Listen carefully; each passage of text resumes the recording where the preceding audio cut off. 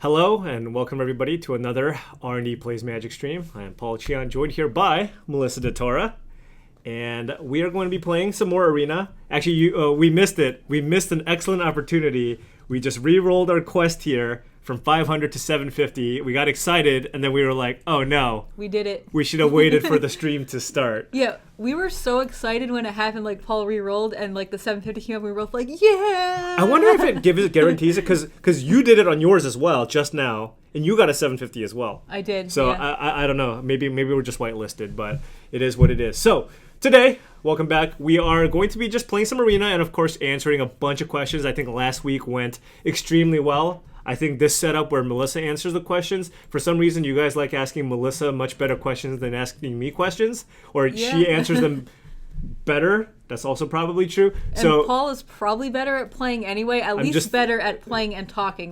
Playing and talking. Yeah, when I play, I just stop talking. It's just so hard. I actually lost focus too. And on top of that, we do have a list of cards. So every time we test our formats, test our FFL. Towards the end, once we're getting through the end of a set cycle, testing, for example, Guilds of Ravnica, all of us get together and talk about, hey, what are some of the cards that we're concerned about? What are some of the cards that we're not sure on the power level of? So it's just something to keep an eye out for. And if maybe too many of us think that it's all probably a little too powerful, oftentimes, we'll group together and end up changing the card. So what we did was actually we compiled a list of cards that many of us were kind of concerned about, but haven't changed. And we'll be sharing that with you throughout the course of the stream. So little inside information, I guess, little peek at what goes on inside here. We can all play that guessing game where you try to figure out, imagine you're looking at the full card list for GRN. What cards kind of stood out to you at first in terms of, what was over the line or what looks potentially, very, very powerful if you can build around it. I also want to point out that people who are longtime readers of Daily MTG might remember latest developments that Sam Stoddard wrote. And eventually I took the column over and it was just called the Play Design column, Play Design article, whatever. Yeah. And many of you have noticed I don't write that anymore. Right. But now we have this stream and that's kind of like our output for information like that. So we're here on the stream to talk to you about just what goes on the inside of Play Design and just talk about just our process somewhat. So if you guys have any questions or if there's anything that you guys read on latest developments or the Play Design article that you want us to talk about, feel free to ask us here or tweet at us or something and we can talk about that on the stream. Yeah, we're definitely going to look to try to make more of an effort to kind of share with you. I think we kind of started it out as, hey, let's just stream. I'm sure people ask a lot of questions, but we're also going to look to work in, what we can help you guys with, make content of our own to kind of share with all of you. So let's hop in. I'm going to press this magical button here. Boom. Nice. Play some Arena. The button worked. The button worked. See, now Cheon left. He's like, the button works. I can leave now. I can go. All right. So as you can see, whenever I get 5,000 gold, I just immediately hop into a draft queue. Hopped into an M19 draft queue, promptly got slaughtered. I think I won one match, and then so now we have gems left. So I have enough gems to play a competitive draft or also play constructed. I did just fully finish building Selesnya tokens. I have black-green mid-range. Melissa has mono-red aggro on hers, and then I have I think I have most of the cards for Izzet Drakes as well. So I think we can start out with the draft. If the draft goes kind of ugly, don't worry, I'll finish it at home, and then we can hop into constructed. But people always just love kind of watching a draft to start, so let's kind of hop into that. It's mono red aggro with 2 chain whirlers. I'm just gonna throw that out there. I already saw those. Yeah, you see, I only have 2 chain whirlers, so my deck only plays 2. I have 2 rare wild cards that I'm kind of just struggling. What do I use them on? You're saving it? Yeah, so I mean, I could just use them on the chain whirlers. I could use them on Woodland Cemetery so I can play black-green. It's so hard. So I just decided to wait so hard. I mean, I sat on my rares for the longest time and only drafted because I was afraid of that. I was like, God, I don't know what to do. So what I did is I just waited till I had a million rare and mythic cards, built a bunch of decks, and now I'm actually okay. All right, so we have our first question about Helm of the Host. What went into the decision to both make a copy legendaries and to keep the tokens around past end of turn? All right, so the thing about legendaries is like since the set theme of Dominaria was legendaries, it would be kind of sad if it didn't work with like its own set themes. So we knew that we wanted it to copy legendaries. As far as keeping the tokens past end of turn, it's just super exciting, right? Just like it's a really powerful effect, and if the costs are correct, like you can make the tokens last forever. Yeah. Yeah, I think the sickest thing I got to do in Limited was putting Helm of the Host on Lyra Dawnbringer. You get, not only do you get multiple Lyra Dawnbringers, but they pump each other. That's combo right there. All right. Hopping into this pack while Melissa answers a bunch of questions and you forget about the actual play part, we got Crawl Harpooner and Response Resurgence, I think, as kind of the better options here. Those look like the two most powerful cards in the pack. I think, like, for me, I would lean more towards Harpooner because Response is like 5 damage removal spell. Helm on Shalai makes everything hexproof. If you have 2 Shalais in play, everything is hexproof. That's a nice one. Yeah, so there's 2 things here. One is, Harpooner is good. Response Resurgence is in a better color combination than most people consider, right? Because Boros is quite strong, and it can be played in both an Izzet deck, and I mean it can be played in any red or white combination. So it seems a little more flexible. But you still prefer the Harpooner here. But Crawl Harpooner goes in 2 of the guilds. It's definitely not a black-green card. It's in the worst color that most people say that it's the worst color. I mean, I don't know if it's actually. I don't know how true I actually have not played with this card actually very is. But like Crawl Harpooner is a very solid creature, and it is also sometimes a sorcery plummet. Okay. Which is not nothing. So. Oh, you know what the tiebreaker is? The rare symbol. Of course. Let me. Well, no. Let me see if I have. Let me look at how many copies of this. Oh, you have 4. Does that mean I have 4? Yeah, I'm pretty sure you have 4. Hold on, let me just make sure. Okay, I have 4. Okay, so that's not the tiebreaker. All right, let's go. Crawl Harpooner. You know what I want to do? I want to Crawl Harpooner Healer's Hawks. That's what I want to do. Yeah, Healer's Hawk is like a top common. Okay. And that comes up a lot. Just like the flexibility of Crawl Harpooner, Beater or Sorcery Plummet, and blocks Flyer sometimes if it sticks around. I was gonna stop and ask what chat thinks, but generally, I think people would always just tell us to take the rare. So that would be my guess. But it's okay. Oh, okay. Well, hello. All right, so first of all, there's a major lack of green cards in this pack. Well, yes, but I think that's just the run of commons that we got here because the rare is missing. Ooh, that's so weird. So the bot took a rare. Personally, I like just taking the most powerful card. Yeah, I mean, the most powerful card is just easily Crackling Drake. Yeah, and this is where people go, obviously should have taken Response Resurgence. Oh, okay. Moving on here. Oh, no. Well, okay, so this is actually kind of interesting, right? So we have... by the way, what other uncommon was in this pack that when we opened this? Because it's like the same... You're right, it's the same print run. What was it? Was it white? Was it like that 1/1 white creature that makes tokens? It's like... The funny thing is I wasn't even considering that card. So it wasn't very good. Mm-hmm. All right. Anyways... For me, the cards I'm considering here, if I want to be Izzet, it's the Piston Fist Cyclops, very, very strong creature in the Izzet archetype. And otherwise, like for example, if I'm taking a blue card, I think that's the card you take over Capture Sphere. Yeah, especially because Izzet doesn't want non-creature permanents. Right. It wants like instants and sorceries. Exactly. Non-creature, non-land permanents. Right. It probably wants lands. Yeah. Any giveaway today's? Okay, Any good giveaways? Talk. Bye. Just came here for the free stuff. Yeah. All right. Anyways, I have free stuff today. Anyways, I'm leaning towards the Cyclops because I think the Drake is a stronger card than the Harpooner. What do you think? I agree. Yeah. Yep. And then if we continue getting green cards, we can still shift. But I like this start much better. Oh wow! Look at that. Just another Piston Fist. Yeah, the green cards with There's the no exception of the green. two We're getting are cut. just very, yeah, they're just non-existent. Yeah. I like Commander Storm too, but not as much as just a 3. Like in this deck, I found this is just 3 mana 4/3, and you can turn it on pretty easily. Yeah. Yeah. Yeah, I think Command the Storm comes around later. You can't play too many 5-drops. I don't like taking one this early. So yeah, that makes sense. And also, in my experience, there's a lot of competition at the 5 mana slot. If you're blue-red, not only do you have Command the Storm, but you have Hypothesizzle, which is another premium 5 mana card, That is true. and Watcher Yep. in the Mist. So there's just a lot of good 5s at common that you could get, and you don't want to get too much of a glut there.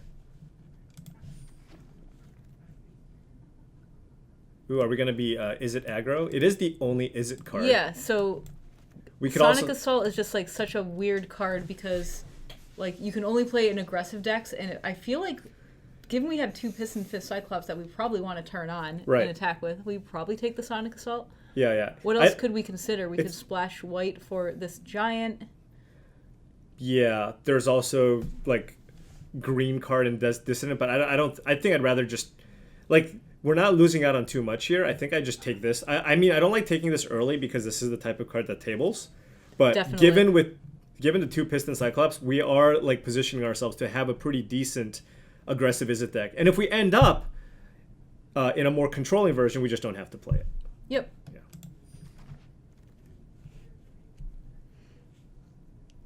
Where are our 2-drops? Well, this pack is just bad, right? Yeah, this pack is pretty weak. Like I don't even.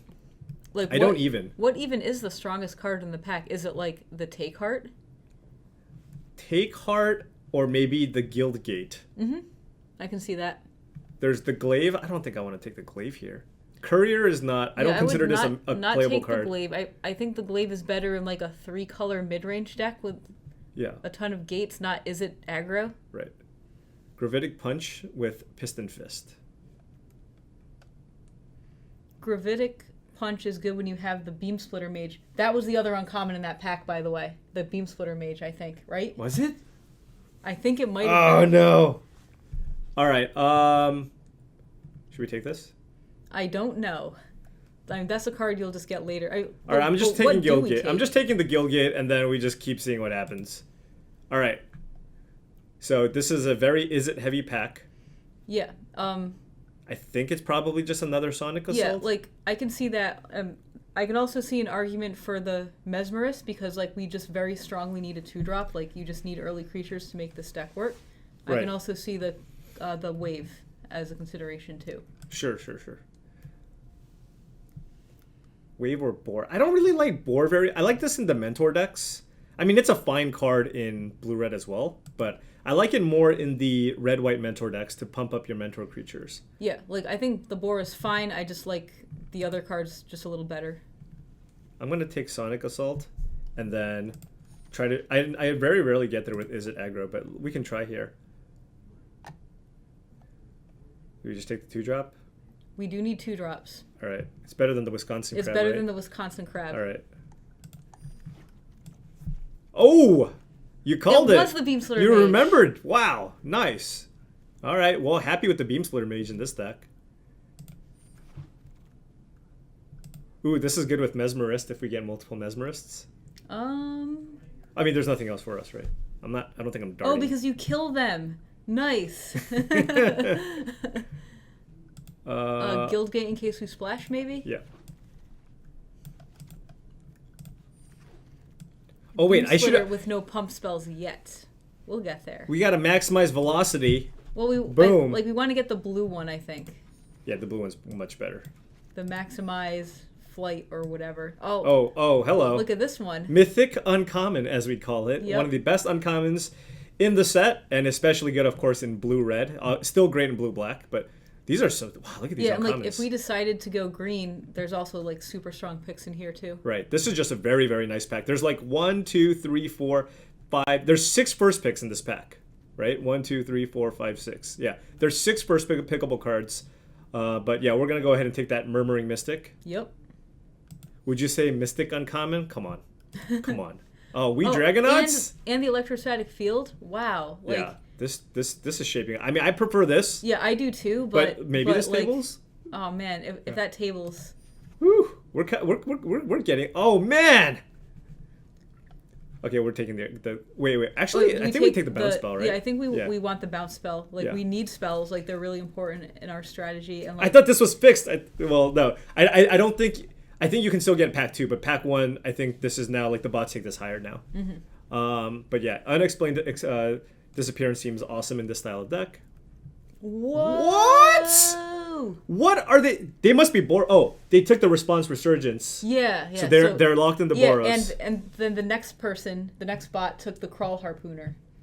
So we're just getting it all. We just set them up. They're gonna be happy with the Underwhelm Lich, but I mean, second Murmuring Mystic. I mean, like, will the bot be happy? Like, will he really be happy? That bot does it have feelings programmed? I mean, look at this pack though.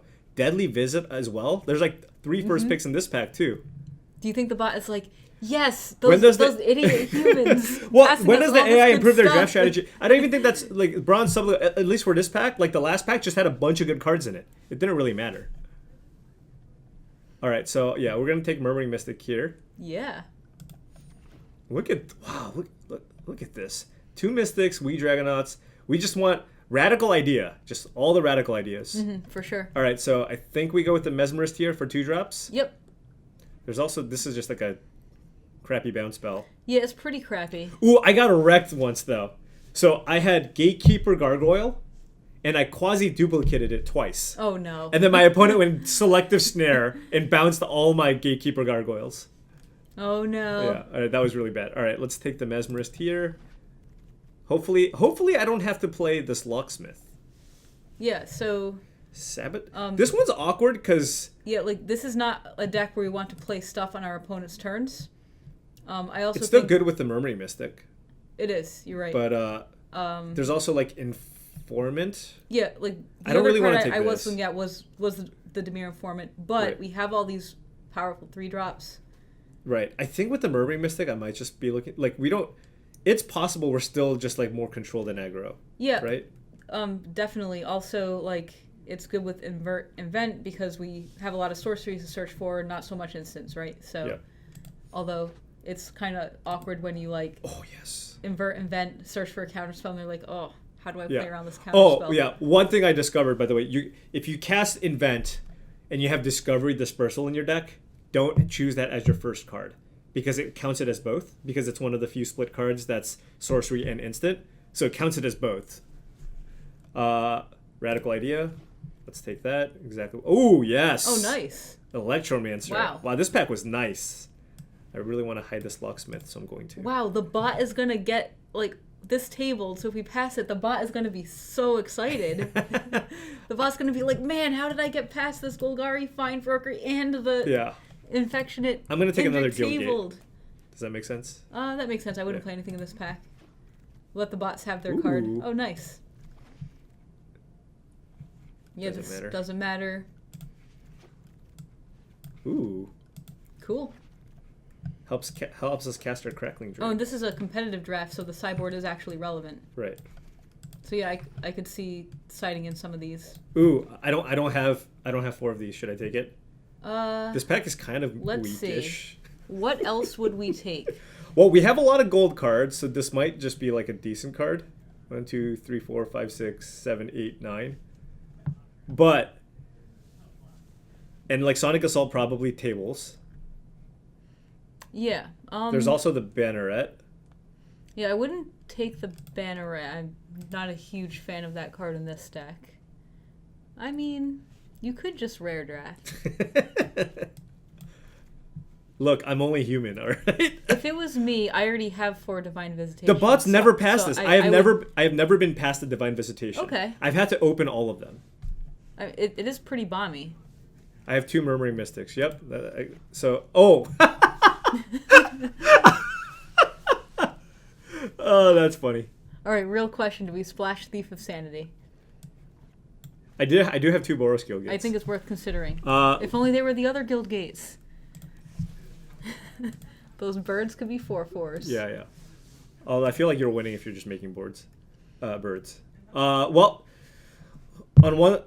like we don't have anything really for our deck, right? Yeah, I think the upside is pretty high on splashing. I mean, like we might not splash it, but just like All right. Yeah, I mean, it is one of the best rares in the set. So we're going to take it. Very, very high chance that we don't play it. But, you know, hey, if we get like a Dimir Guildgate or two, you know, we'll consider it. Where is our card in this pack? This pack is pretty bad. There's a Notion Rain and an Is It Locket that I'm looking at. Yeah, there's also the Boar. But, like, if we're going to splash the Thief, then Notion Rain seems fine. All right. And, like, Locket is not something we need to take this early, right? I don't think... Yeah. I don't like playing Locket and just straight Is It. Sure. Wow. These packs are being really bad for us. A lot of Selesnya cards. There's Mesmers. I guess we take Gateway Plaza in case we want to splash the... Yeah, maybe... like, I mean, Thief of Sanity, I think, is so strong that we want to splash it. Oh, okay. There's a card. Ooh, I also recognize this uncommon run of cards where it's like there's another good Is It card to go with here. All right, but we're going to take Inescapable Blaze here. Yeah, that sounds good. Also, where's the gate in this pack? Our bot's drafting the gate deck? Just drafted gates. Oh, look at this. Wow, look at that. I thought we were getting cut from Golgari. That's a late status statue. That's weird, yeah. Yeah, just drafts are so weird. So I don't think we're looking to splash white. So do we just take a Mesmerist? Yeah, I guess so. I mean, we do have this invert. Where are Is It cards? I don't know. It's like what's going on? We're getting cut all of a sudden. We're gonna need to play some of our stinkers in our sideboard. Rough times we for can Is It. splash black. Look at Selesnya. Selesnya is super open. 7th pick Conclave Guildmage. Yeah, but nothing for us. I mean, I'll pick Dowser, I guess. Wow, 8th pick Rosemane Centaur. Wow. What is happening? All right, Wisconsin Crab, get in. Would we play Wisconsin Oh wait, Crab, do we want the Gravity Punch? I mean, we do need as many spells as possible with this Murmuring Mystic, right? Yeah, I guess we're not playing. But that card's so bad, okay, though. this tabled. Okay. Wow, 3 of those? I don't like it.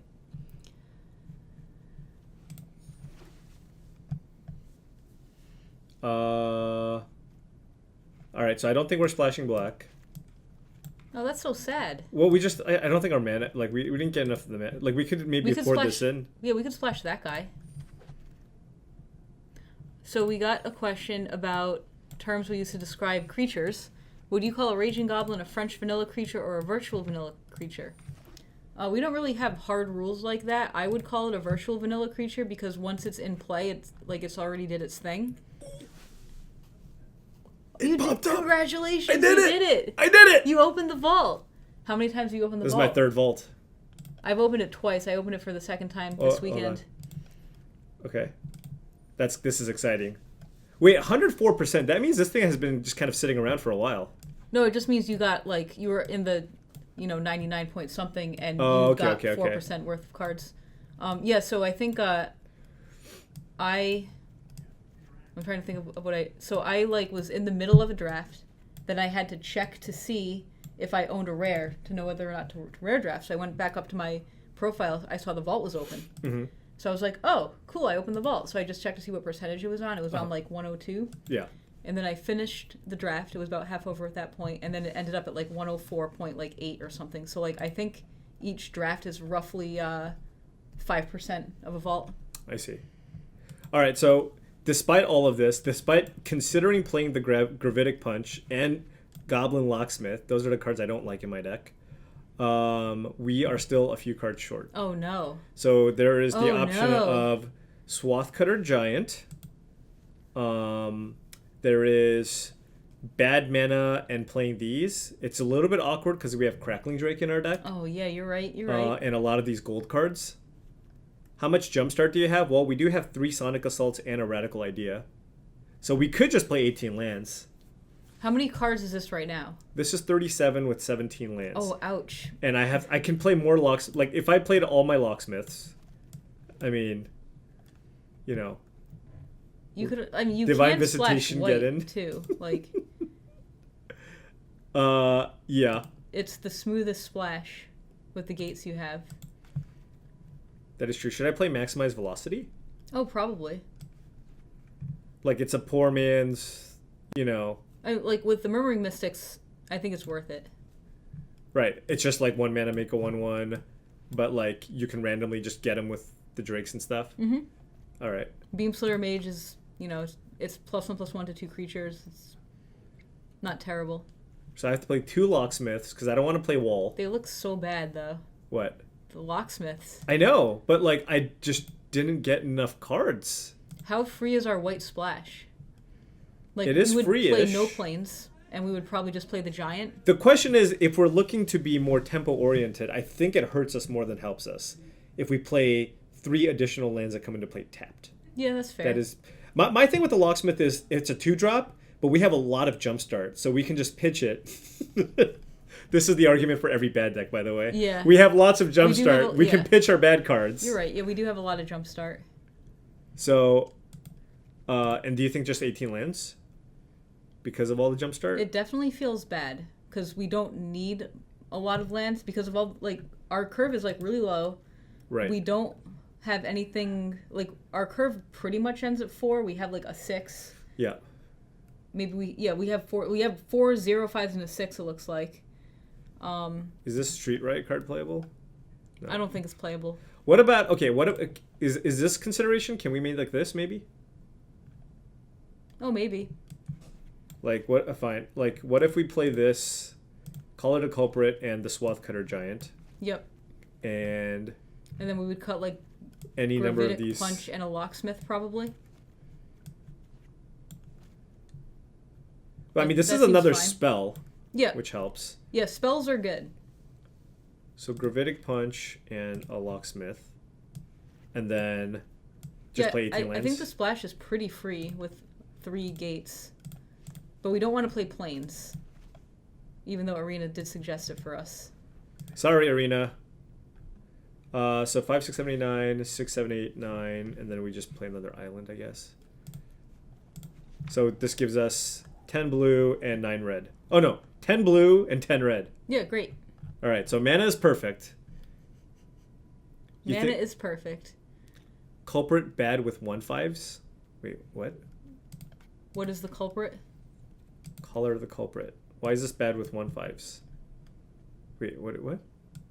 Well, we're not going to destroy our 1/5. We're not killing our own creature. No, we want to kill their creature. You know what? I think they might think it's the sweeper that kills. Oh, okay. No, this is just the... Color is not the wrath. This is the Smite the Monstrous. Yeah. Smite the toughness. Mm-hmm. That was the playtest name for it. Smite the Toughness. Yeah, everybody was thinking of Citywide Bust. Yes, I would not be playing Citywide Bust in this deck. Okay, so we played those 2. Do you think 3 white sources is fine because we can discard them? Yeah, I do. I would not play a planes in this deck. Like, the planes would just totally ruin us. What's going on here? This is 39. Oh, we wanted to play an 18th land. Oh, yeah, sure. Should we just play planes? Ugh. No. If we're already playing 17 lands? I mean, if you just look, like, we're going to draw that planes and not be able to play, like, Goblin Electromancer okay, fine. We'll just and play Beam another Splitter. island. And... I'll just play another island. Yeah, I would not play a planes. Well, that brings us to our first card on our list. Okay. So for those of you who are just joining us, we have a list here that, so this is a list that, like, we make during every set's life cycle.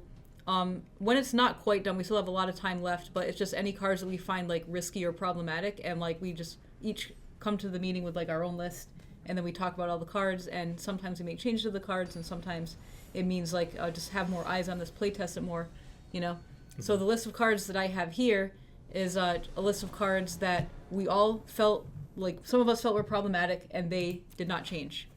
So our first card is Doom Whisperer, okay?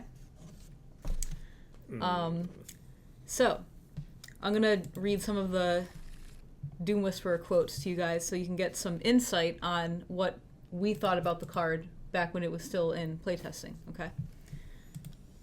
So Paul says, always wary of powerful ungated abilities, referring to Surveil. On top of that, this creature is just very strong on rate, so the floor is still pretty high. I'm not going to say everyone's names. I'll only say, like, Paul and me. Yeah. But I don't want to put people on the spot, so. Sure. Well, I think Michael and Donald is okay with it. But then maybe. Well, they sent me their updated ones. But yeah. Okay, yeah. sure. Ooh, look at this. We had 5 lands, but we drew Sonic Assault, plus we Dragonauts. We can just kill them. Oh, yeah, sure. They're probably dead. Yeah. Another play designer says that Doom Whisperer is part of an open-ended combo, and it's hard for us to find the right pieces. most likely problematic in a deck that has an explosive combo, but mostly mid-range cards because the rate is just very generous. Yeah, so What'd you block here? It's a free attack. It's our only creature. it is our only creature. It's so hard. We can probably take 2. All right.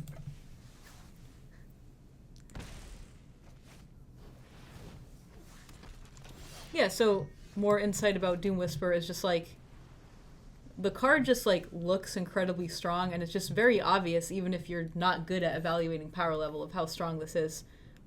So even if Doom Whisperer, let's say that the card was, say, like a 4/4, okay? You're not going to play a 5-mana 4/4 in your deck, so like that's when you have to start looking at what else does the card do. You know, you start looking at the abilities.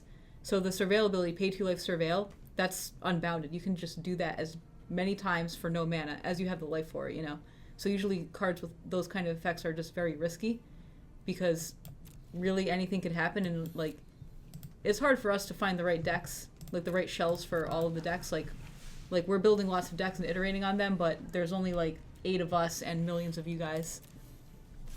So anyway, some things we considered for this card are making the Surveil bounded, so like putting a black mana on that. I think we did that with actually Razaketh. You guys remember Razaketh from Hour of Devastation, the demon? It like Yes. would sacrifice a creature and you can tutor up something, if I remember correctly, or right? Anyway, I remember there was this one time where that card was unbounded and it was doing some pretty crazy things, and we were like, it was just like incredibly risky, so we did add the mana cost to it. And we felt like with Doom Whisper, it was still definitely risky, but not as risky, and like the upside of just like having this very powerful looking card that can just do a very crazy thing was just really exciting. So while we talked about it and play tested it a lot more, we ended up not changing it. Oh my goodness, all the lands. While I was saying things, I totally missed what was going on. I'm getting wrecked. Oh, well, like... I'm dying to a Mesmerist and a Halberdier. Well, I mean, we did keep a 5-lander after a mulligan with Wee Dragonauts. This is kind of actually awkward with Wee Dragonauts because you want to main phase this. Yep. But, yeah, now I'm going to have to probably defensively Sonic Assault here. Yeah. That can't feel good. No. Yeah, I mean, maybe I just want all those 2-drops. Ooh. Yeah, this is why I would, like, maybe it's only with the Wee Dragonauts, but the Gravitic Punch can just randomly do a ton of damage. With the Wee Dragonauts, like, you play a spell and then do the Gravity Punch. That's true, and maybe our deck is bad enough where we just need something like that to win. Yep.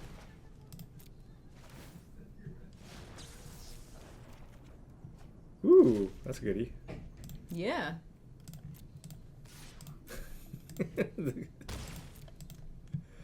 Got in for 5. Okay. Ooh. Well, at least we have the Sonic Assault, which we're I'm gonna... gonna bounce it. Oh yeah, sure, you can bounce it. Yeah, for sure. We also have that.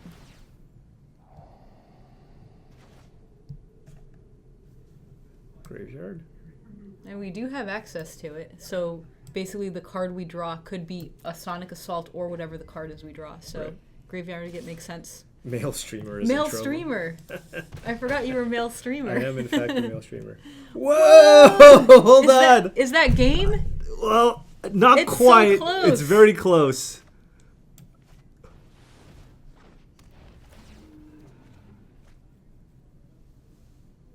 Wow. Okay. So I'm gonna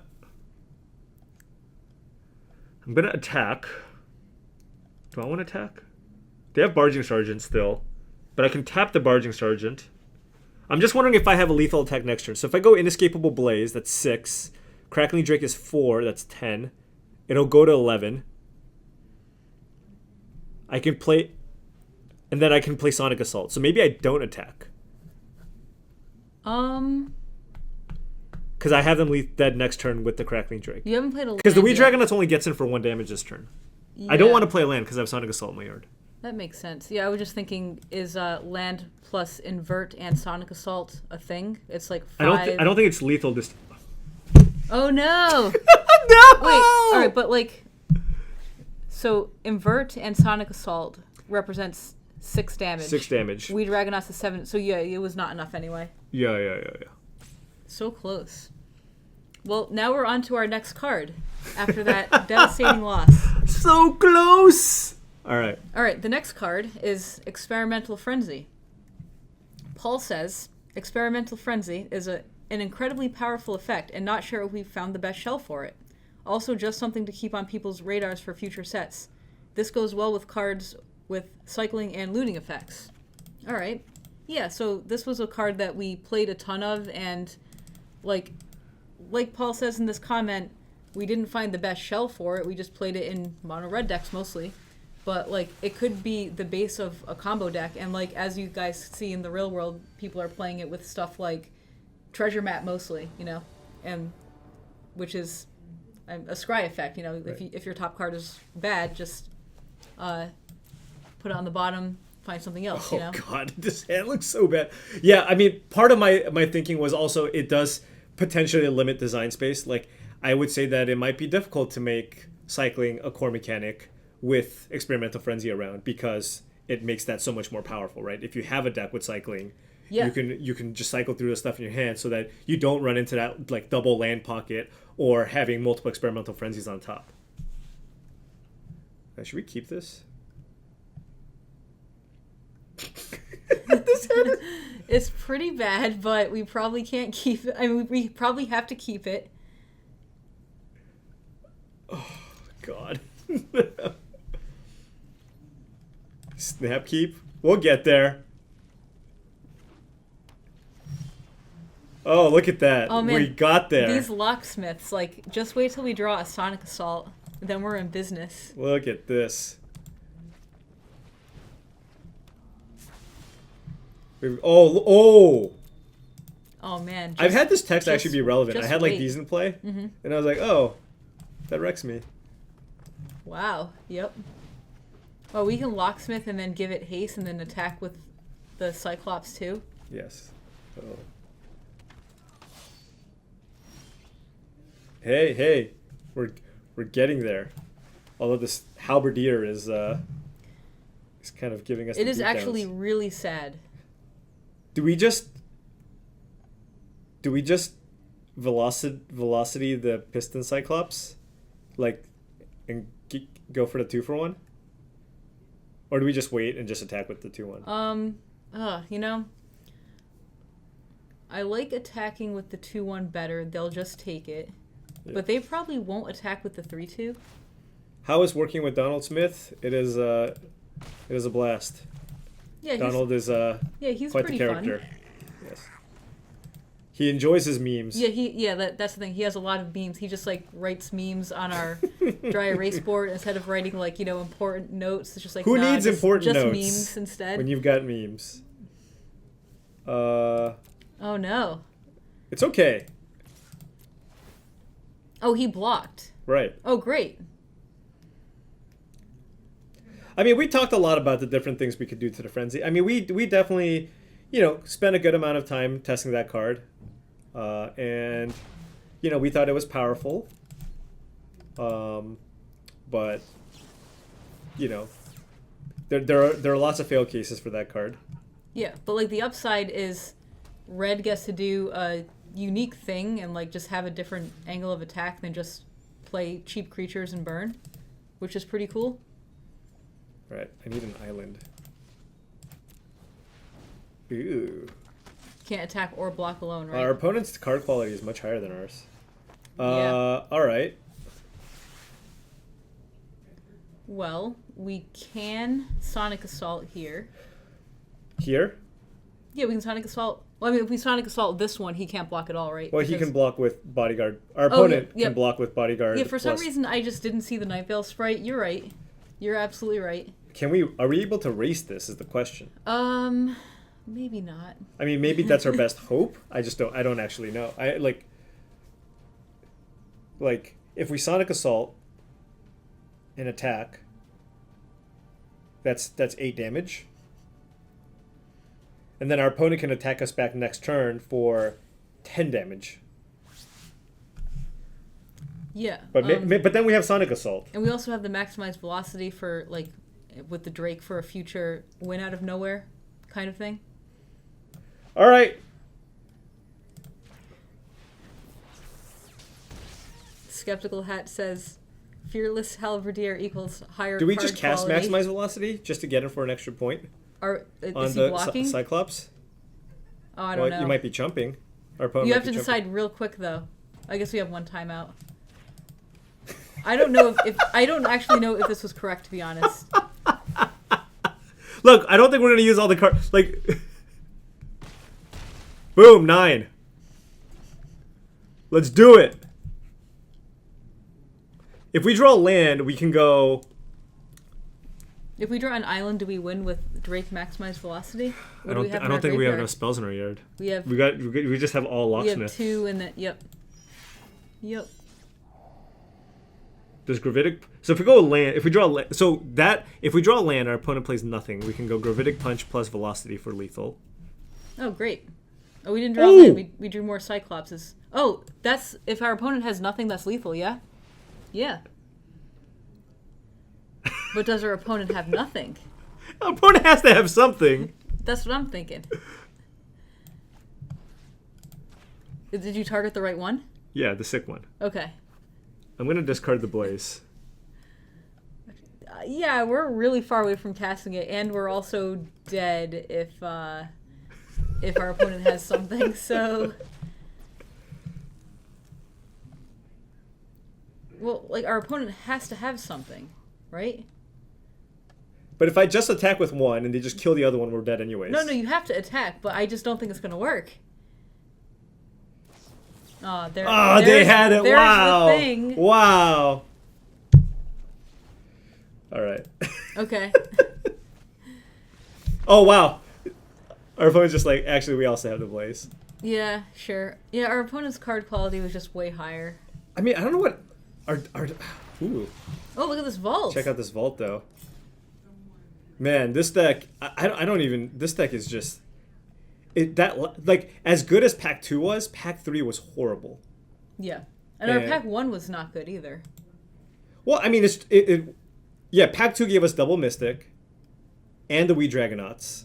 Pack 1 gave us Crackling Drake and Double Piston Fist Cyclops and just a bunch of Sonic Assaults, but none of the red removal. Yeah, and we got actually nothing in Pack 3. But, like, the thing is, like, Pack 2, what else could we have been? Should we have been... I think maybe Selesnya was ultimately what we needed to be. But... It was like too hard early on to figure out that Selesnya was what we needed to do. Green did not appear open in Pack 1, and like we just like made the choice early to go, is it, and we stuck with it. But Green was pretty open the other 2 packs. Yeah, I mean honestly, our plan right now is to just draw the Mystic. Yep. Yeah. I mean, we can get powerful draws. Let's do the next card. Next card, number 3. This one sees a lot of play. To be fair. You have to think that most of the cards on our concern cards list will see a lot of play because these are the cards that we feel they were harder to evaluate because a lot of times they did something unique, and so we weren't sure exactly how good these cards were.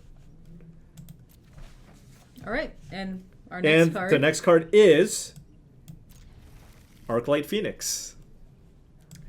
Arclight Phoenix. I said. I've been buried by this card before, and sometimes the decks that play this card feel like it's doing unfair things. It's fairly easy to turn on, given the high quality of our cheap cantrips in the format. And when I referred to that, I was talking about, Crash Through, Opt, Warlord's Flame, all those cards, Discovery Dispersal, just all those cards help turn it on. Melissa went, this is a threat that's hard to deal with and repetitive. Also very strong in multiples. Yeah, so one thing that I don't think is fun in Magic is just repetitive gameplay, and I don't think people like dealing with the same threat over and over and over, and Arclight Phoenix is one of those threats. It's like, okay, I got this Phoenix in play, okay, I kill it, yeah, but it's just coming back next turn. Right. And then you kill it again, well, it's just coming back next turn, and like that kind of repetitive play is just, it can be unhealthy. But the case for this card is the deck is just you have a lot of constraints in the kind of deck that you have to build with it. You have to build like a very cheap cantrip deck. You have to build decks with like just such a high density of spells and not a lot of like other stuff. Wait, all I'm hearing is these comments that we should blame Paul for standard. Well, I am partly to blame, yes. However, keep in mind, the cards that I'm pointing out were the ones that I was concerned about. All right, we got the Mystic. We're good. And they can't kill it unless they have Color to Culprit this turn. Yep. Yeah. Yep. And I am not blocking this one. Okay, you do the next one. This is also a highly played card. Yeah. Another thing that I want to talk about before we move on to the next cards is like, ultimately, why did we not change the card? For Arclight Phoenix. Sorry.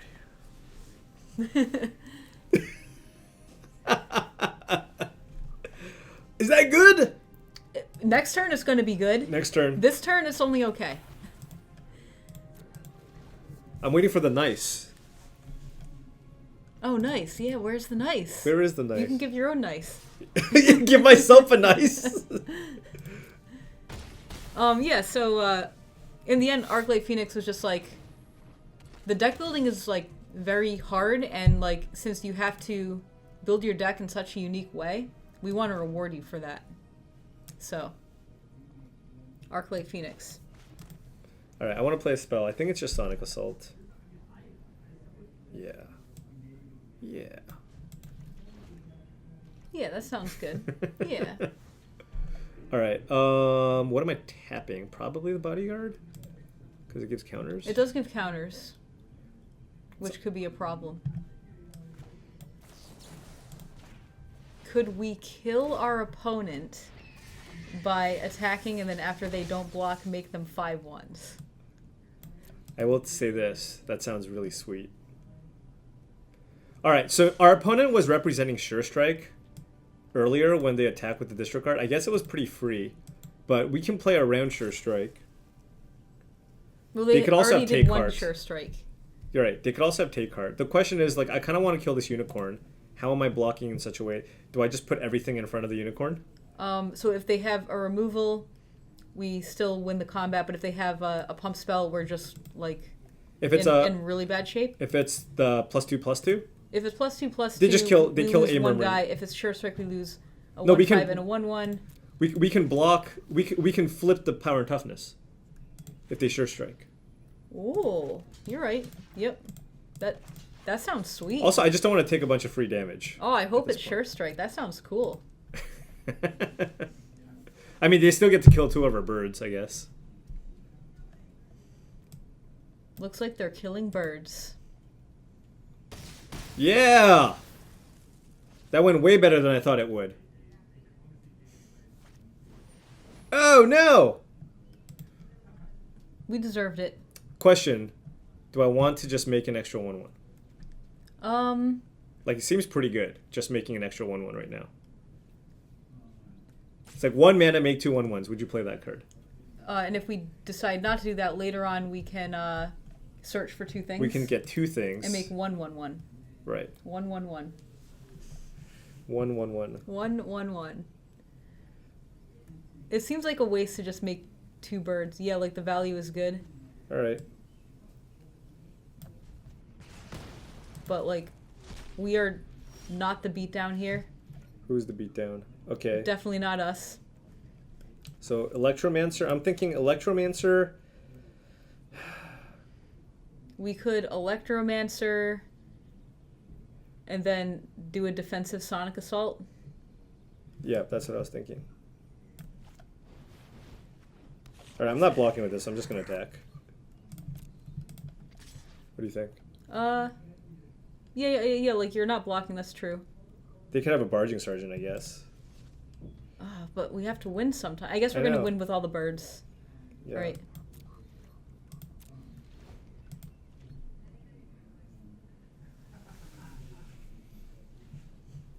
No, now the chat is just spamming 1/1/1.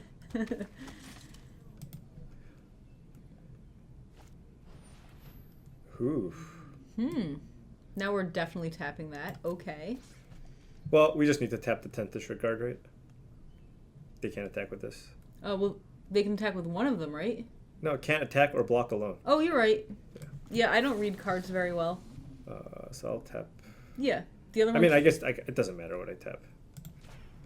Yeah, I guess it doesn't matter. I'm discarding this. All right. But that represented another bird. Well, I think the mana might be more useful. Ooh. Okay, I think this is an invert turn. What are we getting? We can get a bounce spell. Oh, and we can cast it for 1 mana. That sounds good.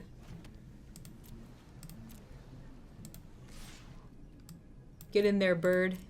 So we can get a bounce. And what is our sorcery? I don't remember what we have in our deck. I don't either. Maybe we don't have any. I'm sure we have something in there.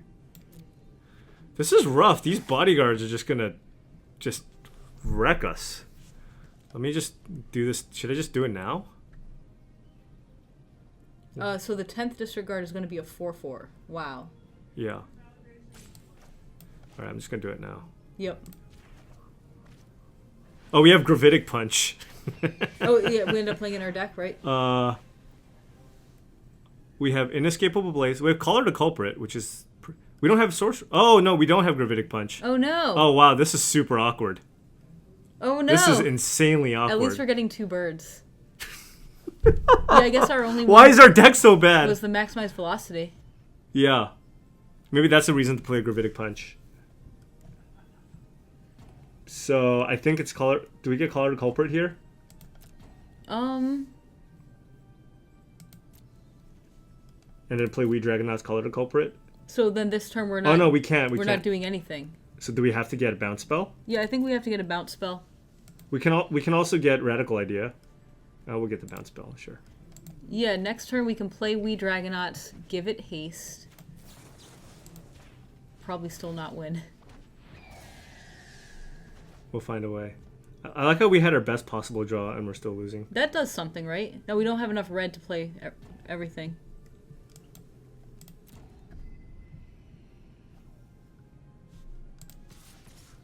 All right, let's play Constructed. I think that one might be better. All right.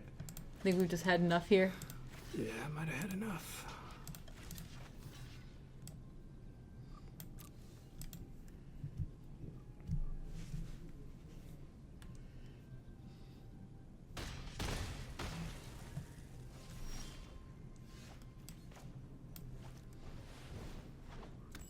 Chump blockers for days, right? Chump blockers. I'm gonna attack with the Dragonauts. Yeah, I would too.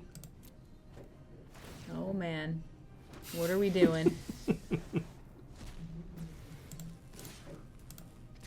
We gotta get the party started. Let's go.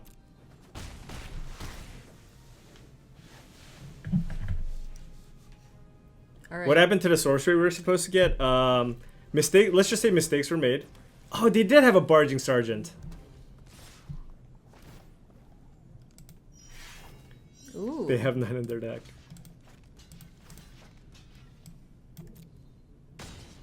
All right, I think we can win if we draw something. What happens if we draw Sonic Assault? Hey, that was not bad. Yeah, that was good. So that's 3. We have 6 damage now. So I'm just gonna main phase this because Yeah. I need to just get in for damage here. Yep. We have plenty of blockers for the next attack. So Do we get in for 5? Yeah, that's a question. If I get in for 5, next turn any spell kills them. Yep. If Right. we get in for 4, Does any spell kill them? less spells kill them? No, because if they play I think we just go for the highest upside. They need to play a haste or a removal spell. Yeah, we have, like, if they have a removal spell, then we're just dead. Right. Ooh, it feels like a removal spell. Yeah, or like another Barging Sergeant or... No! Why you called it? I want to look at the top card of my library so badly. Can't. This leaves us dead to Sky Knight? Yeah, I mean, if our opponent had Sky Knight, they would have to top deck it. They would have played it already. Any haster, I mean, it's true, but I just feel like right now I just needed to put myself in a position to win next turn. Yeah. Maybe we were only supposed to attack for 4. So if we attack for 4 and block 3 things, we lose 2 of our things, and we have Then we'd have to top deck any spell. We top deck any spell. But if our opponent, let's say, just attack with the 2 of them, we still have to block.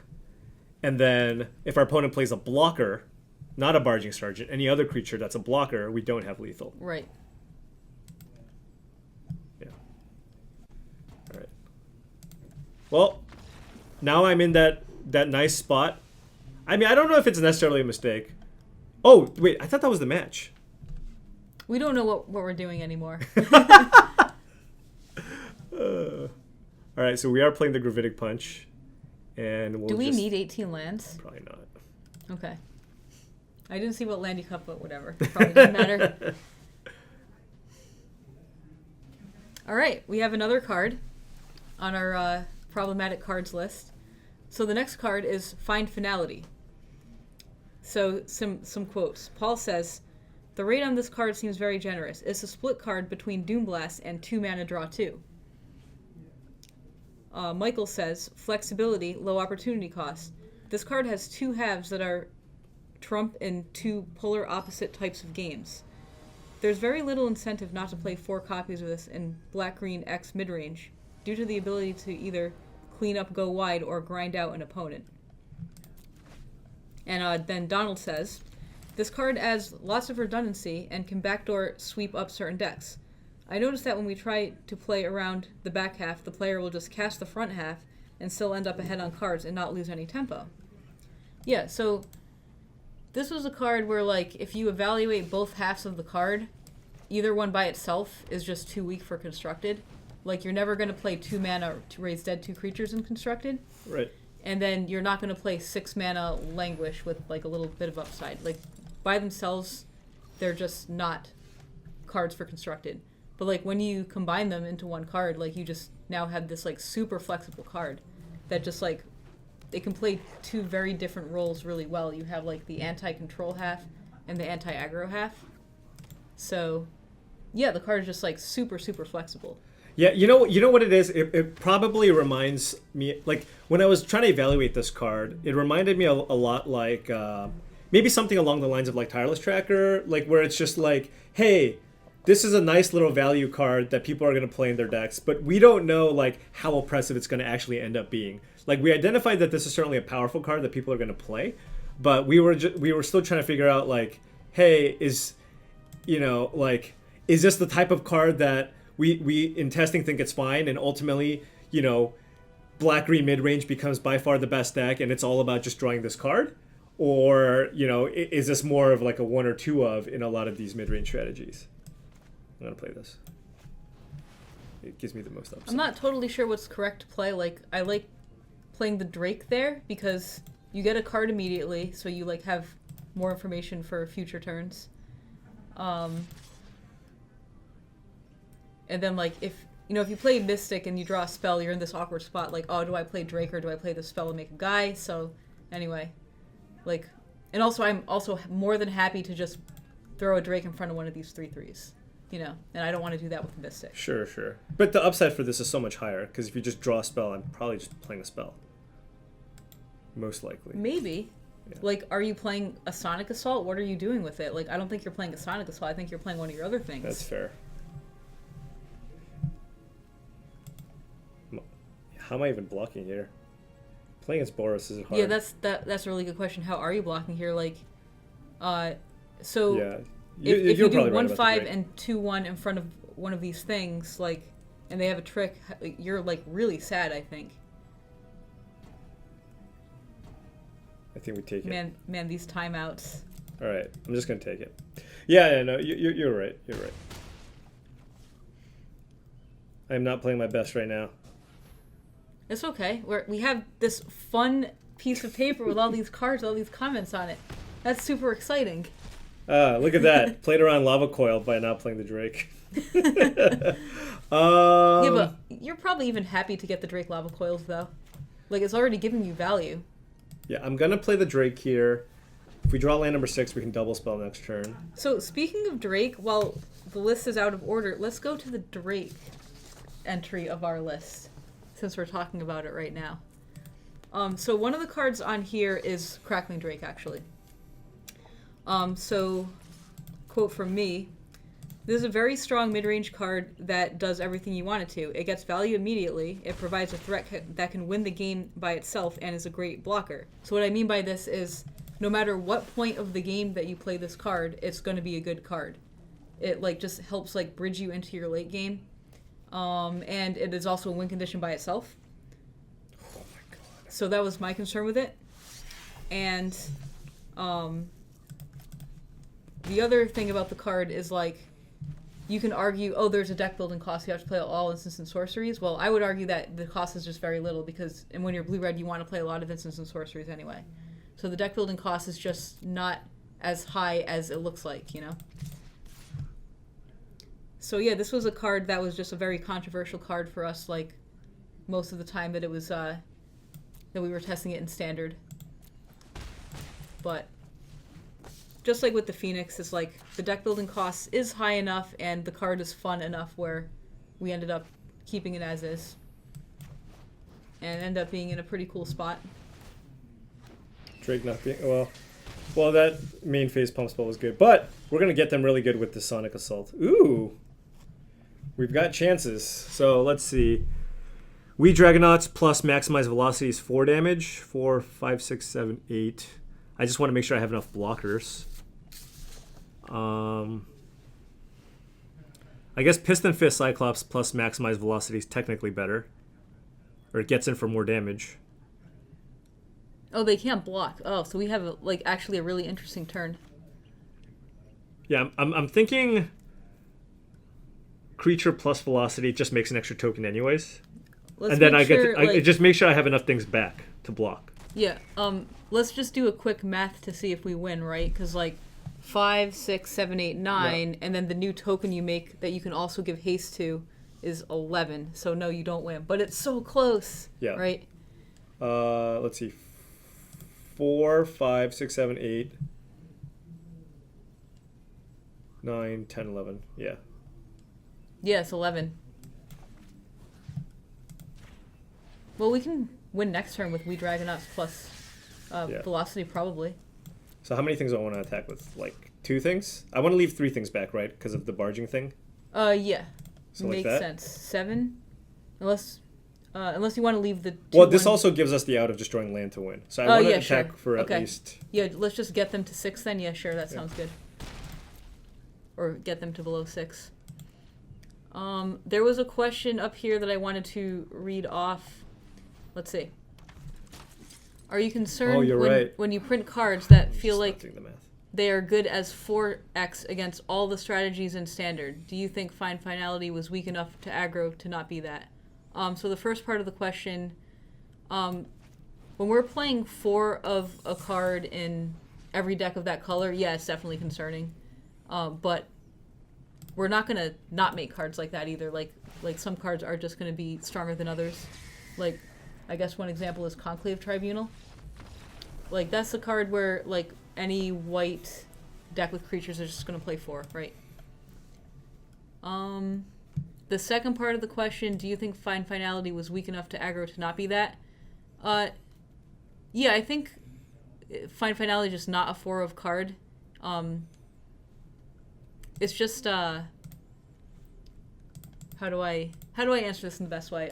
It's just, like, too situational, you know? Like, sometimes you're just gonna play against a deck that's not gonna kill your creatures, and then you have this find that's useless.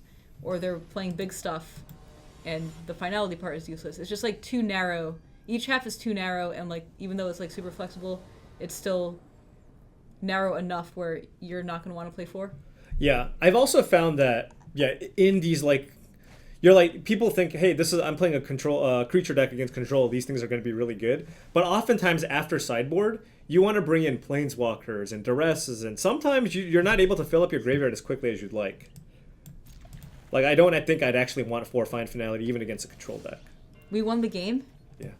Nice. Easily. We won the game. We did it.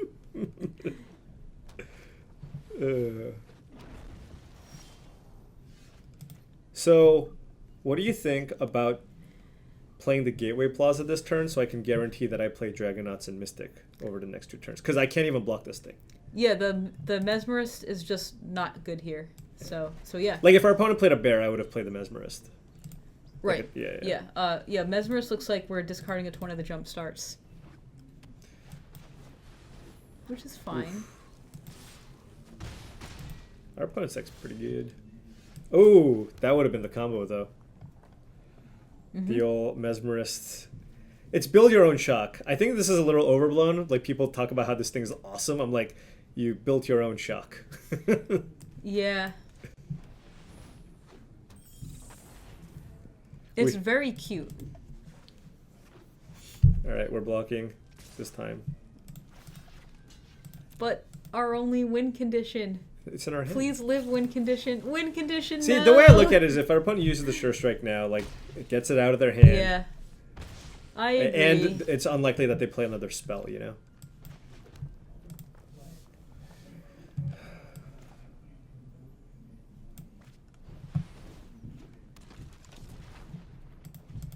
We block the Urchin. They have Lava Coil. Okay, never mind. Our opponent made it easy for us. Yep. Easy but not easy, as in we're taking a ton. We're still in a lot of trouble, but now we know they don't have a combat trick. Or at least this turn. Okay. Oh! Oh! Double Mesmerist. We might do it. Double Shock! I mean... Hold on, do we have a better... I mean, we're using Mesmerist to block 4-2, I think. But, like, we're not using any of these other cards, right? I should just run out the other Mesmerist. How are we dealing with the Sky Knight Legionnaire? That's going to be a 4-4 next turn. Well, we're see? just going to block with tokens. Yeah. Here, that's an aggressive one. Mesmerist, maximize velocity, attack to kill the Barging Sergeant. So that gives us 2 flyers. Yeah, you would need 2 Mesmerists, right? No, I can kill just the Barging Sergeant. Well, it becomes a 2-2, right? Because it gives -2, -0. Oh, you're right. Yeah. That's not how that works. Yeah. It doesn't just... We can get in for +5 damage with the Mystic, but I don't know if I'm trying to race my opponent here. Yeah, I don't think we are. Like, we're very heavily losing this race. That doesn't kill the Sergeant, yeah. Okay. Yeah, I think, like, we're blocking the 4-2, and then just trying to overwhelm our opponent with tokens for Sky Knight Legionnaire. Maybe we'll draw, like, a bounce spell for it eventually. Alright. How does the team design around infinite combos and card interactions that do crazy things? Are some cards created specifically for that purpose? Something happened, didn't it? Oh, no! No! That's so bad! Oh! Oh my god! It hurts! Stop! I'm reading out this question, and then all I see is, like, Paul in the background, like, going crazy, and it's like... Okay. It's fine. It's fine. How is it fine? We're not, so dead. Nothing is fine. We're the deadest.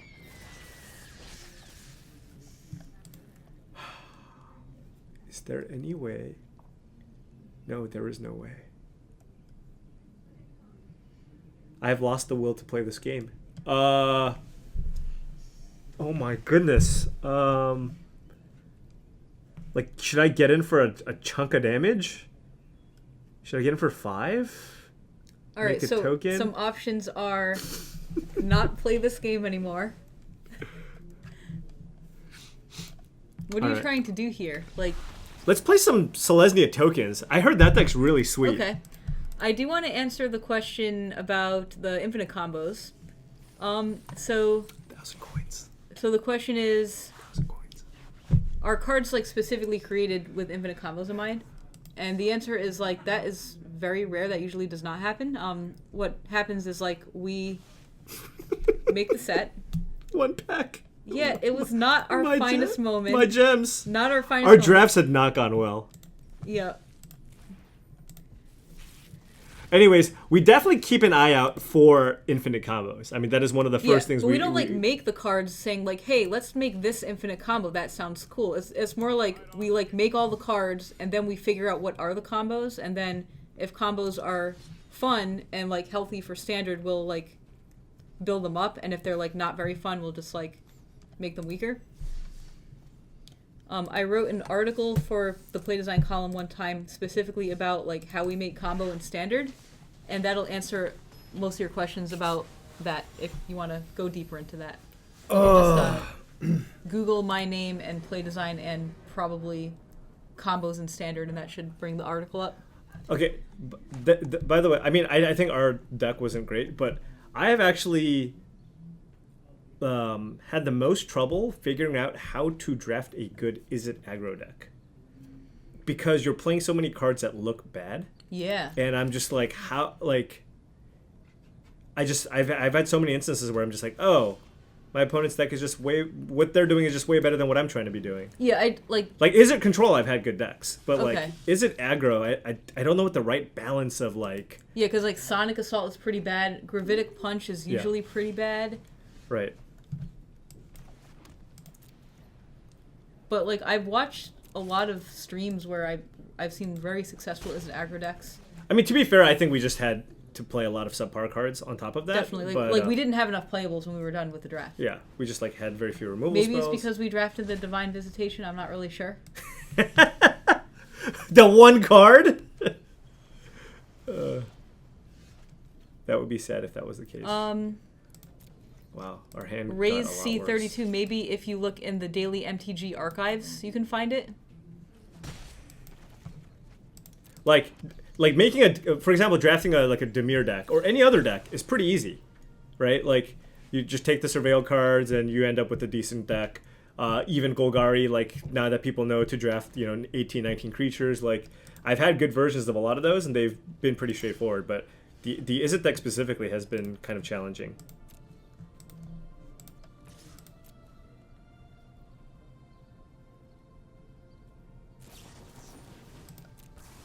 Huh.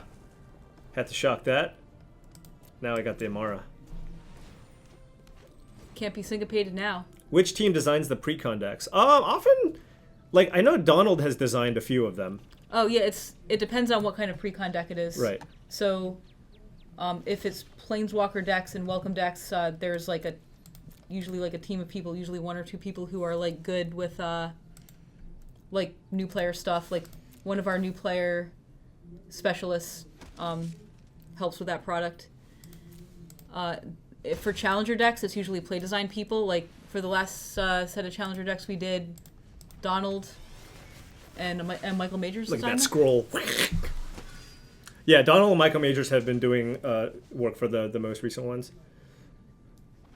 And then for dual decks, which are actually discontinued, it was usually like newer designers to like just get them kind of like into the process of how to make a product like this.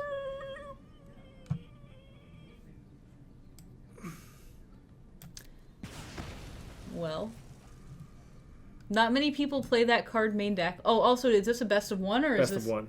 Yeah. All right. Unfortunately, we didn't have any pirates.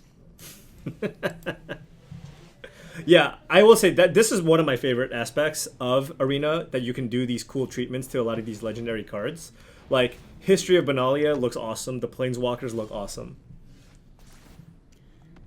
So I don't know if Trick is in the chat right now, but again, Pedro wants to post a link to the article that I was talking about. So if he is able to do that, that would be great. I don't know how to do that myself. I don't know how to make him post links. You don't know how to Twitch? I don't. Definitely don't know how to Twitch. Oh, it got posted. Nice. Okay. So Basic 3 posted it for those interested.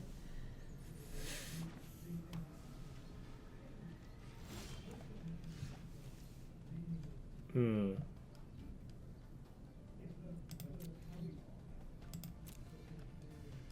And then for commander decks, since that is like a more involved process, it's usually a team of 4 people working on all of those.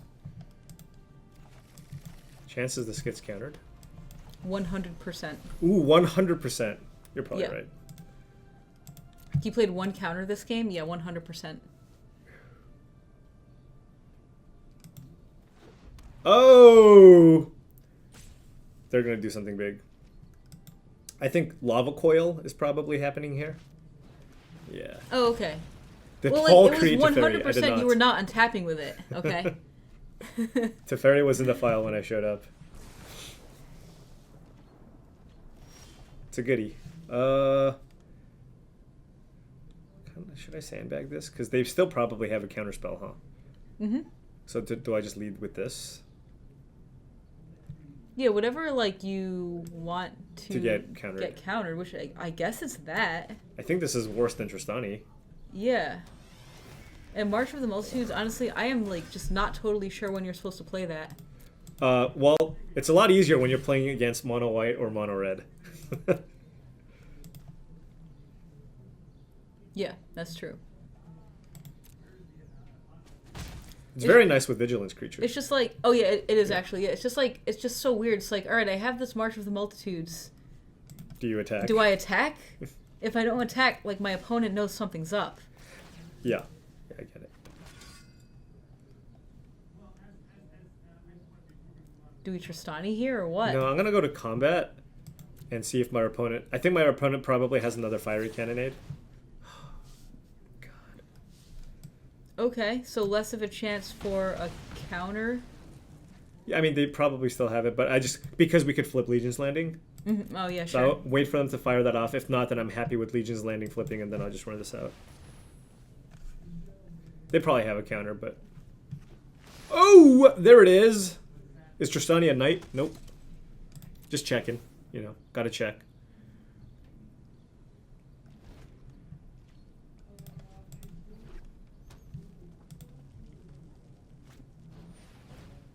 That's fine. We got backup. Okay, we got millions of questions in just now. Okay. So first one is, do you think Teferi is healthy for Standard? Go. I think Teferi is extremely important for the control deck to function. I think, you know, one thing that a lot of... I think it's more of a play pattern thing, that people feel that when they lose to a control deck, that it's really oppressive because the games take longer, even though that the games are often decided long beforehand, right? When you just get beat down by like a White Weenie deck, you're like, oh, okay, whatever. But it's possible White Weenie just has, you know, or at least over the last year or two, the aggressive strategies have always just had higher win percentages than the control decks. But I think oftentimes when there is a good control strategy, a lot of people will be upset. And I think that's a byproduct of it. I think Teferi probably needs to be close to this power level for control to actually have a chance, you know, especially with all the incredible proactive threats that we have in Standard right now. Yeah, like... It is very, very good. I think the one thing, you know, there were probably some small tweaks to it that if we could maybe adjust, we would on Teferi, like untapping your opponents, forcing it to untap your opponents. That we changed the rule on that one, right? And probably, you know, also targeting itself. I think, I'm not sure, but yeah, I guess.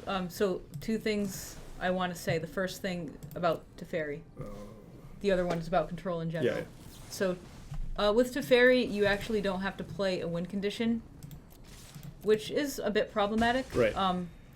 Because you can tuck itself. And I think that's like where the frustration is coming from. I think Teferi is very beatable. And if control decks were forced to play another win condition like Nezahal or something, you'll find that like once the control player has established control, they would like win the game much quicker, and that is probably more fun. Yep.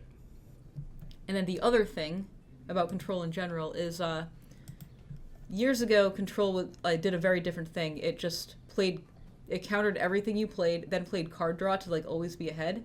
And with the way that we make permanents now, that's really like no longer the case. Like now there's planeswalkers that give value over time. There's just permanents that just add tons of value to the board, and just like decks are just like super proactive. So it's just really hard to keep for a control deck that worked like in the old ways to keep up. So it needs a card like Teferi to just like get ahead, not get ahead, stabilize, and then slowly get ahead. So I think Teferi is doing good things for Standard and is very beatable. Alright, other question. Do cards like Knight of Autumn and Goblin Crater Maker represent a change in your philosophy? As in, can we expect more general purpose sideboardish cards that you can play main deck moving forward? Yeah, I think we will see more of that moving forward, especially with Arena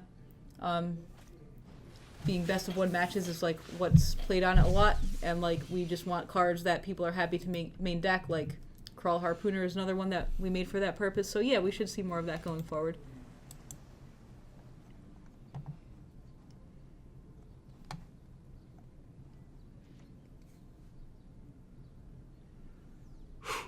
How's the game going? It's exciting. Haven't been able to talk through all of the lines because we're talking about a lot of other cool things. Our opponent chose not to attack. Interesting. Okay, so now we're going to attack with everything. Gain a bunch of life so we don't die on the attack back. 10 tokens. Yeah, I main phase. How did this happen? I cast March of Multitudes on my opponent's upkeep. Okay. Wow, that's so much life. But, I guess we're not close to dead. Okay, cool. Yep.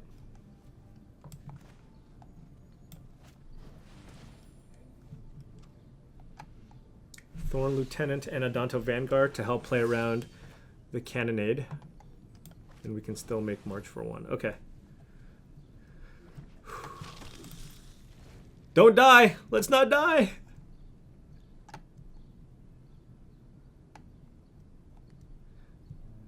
Raise, you talk about the Kaladesh PT finals where Control Mirror and the decks were good, but didn't have a card near. Well, those decks didn't show up after that Pro Tour. Like, Control was not good during Kaladesh Standard. Yeah, that was a time where the metagame was just not solved yet. Right. And then a week or so later, Blue-White Flash and, like, Marvel combo decks were getting more and more played. People figured out how to build them. Don't give it haste. Don't give it haste. Yeah, no haste, no haste. Okay. Our opponent was a good game. I'm like, what? Oh, wow. Yeah, that's scary.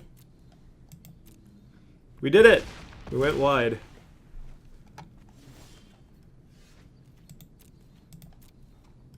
I didn't think we were going to win this game. We beat 2 fiery cannonades.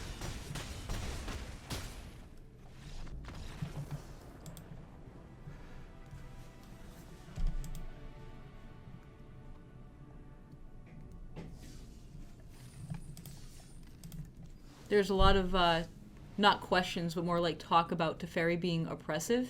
Mm-hmm. I don't think it's oppressive. Yeah, okay, again, I if you go, hey, what do you think are like the top 10 most powerful cards in Standard?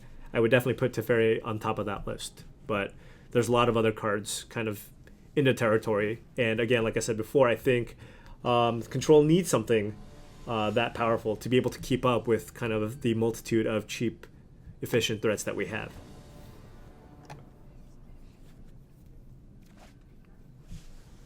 Although, you know what I've been having trouble with, by the way, with now that there's just Teferi, figuring out which blue-white card to cut in our cubes, in our Magic Online cubes. Because now you have Spell Queller, Geist the Saint Trap, Dragon Lord Ojutai, Sphinx's Revelation, Supreme Verdict Teferi. I mean, there's so many good Azorius ones.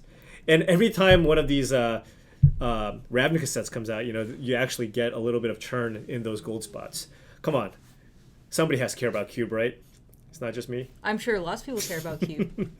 I think I'm only in this. Yeah, like, we can position blue-white to do different things. Like, right now it's positioned as a control deck because of, like, counter spells, Teferi, Ixalan's Binding, I guess, and just stuff like that. But it could be positioned as, like, a disruptive aggro deck.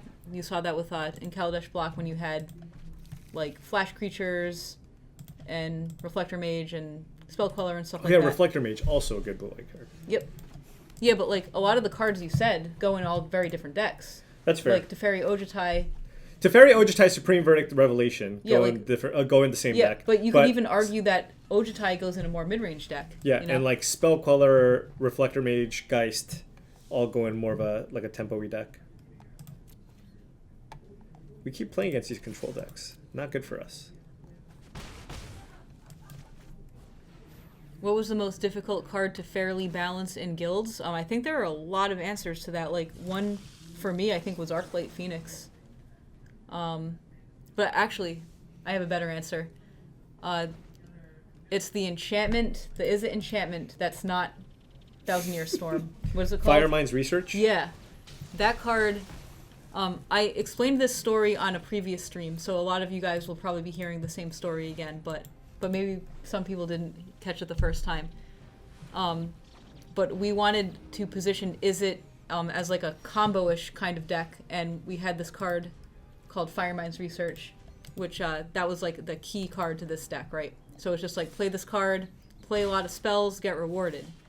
But the problem with this card was like we were having a really hard time getting it to a fun spot. It just, like, we changed the numbers on it so much, we changed what each ability did. Like we had the red one, instead of, right now it does 5 to a target, we had it like deal 2 to a target. We had it like deal 2 to a creature only. We had it deal some damage to like many creatures. It did so many different things. And the blue one, same thing. Like, at one point it was like remove many counters to draw a lot of cards, or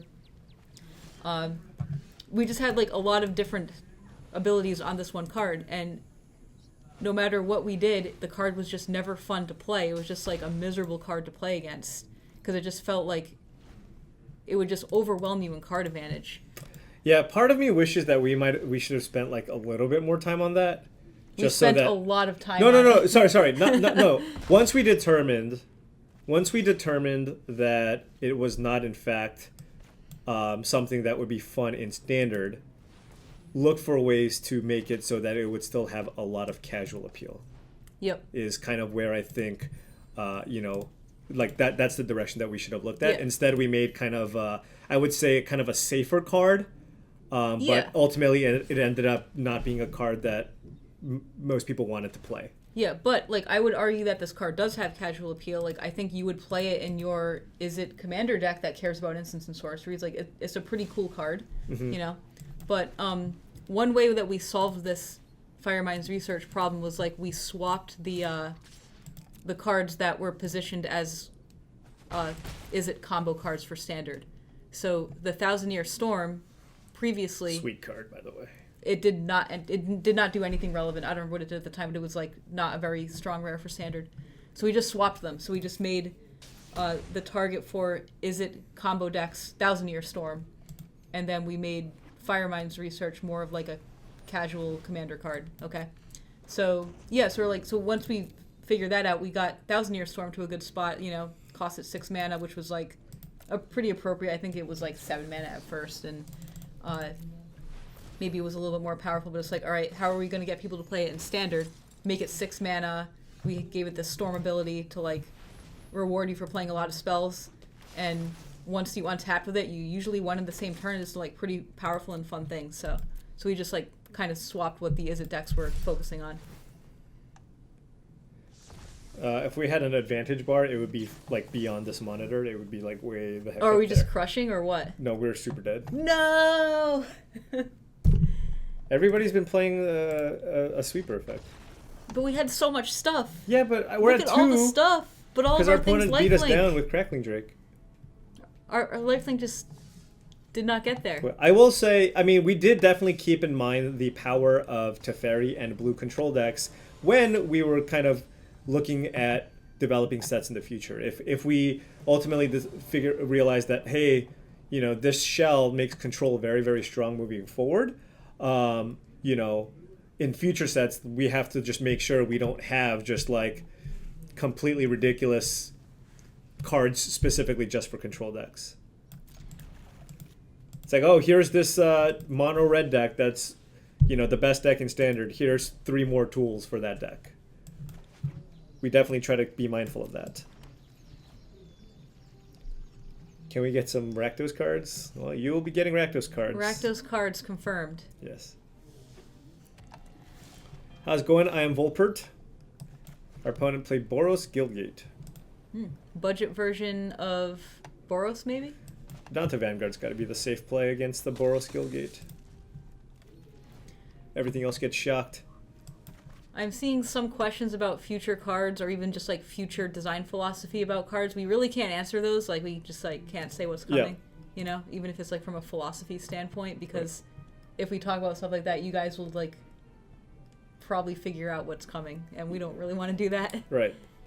Got to keep the suspense alive.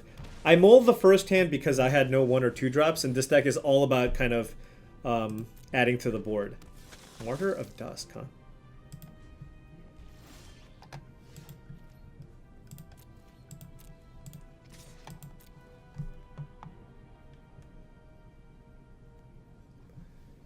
I'll pay 4 life.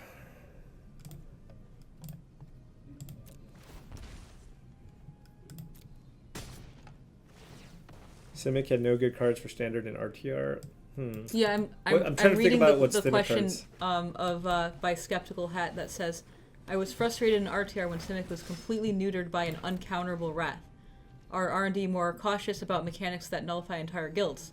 I'm trying to think if that was actually true. Like, did Simic have any way to get past an uncounterable Wrath? Do they have any indestructible creatures or like creatures with the dice triggers? I don't exactly remember. I just don't think Simic was much of a deck. People did not play Simic back then, from what I remember. They played like evolved creatures, but that was mostly a mono blue later. But to answer the question,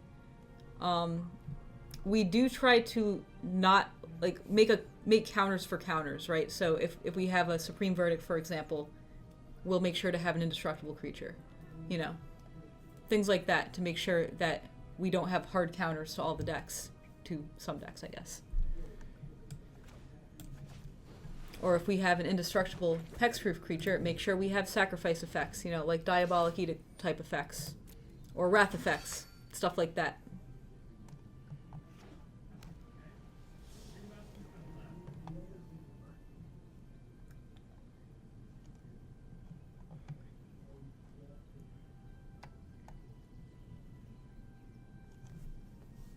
I'm sure Paul tested a lot of Teferi. I can confirm that I've played my fair share of Teferi decks. Yeah, I played a lot of Teferi too. Ooh, the Banalish Marshal.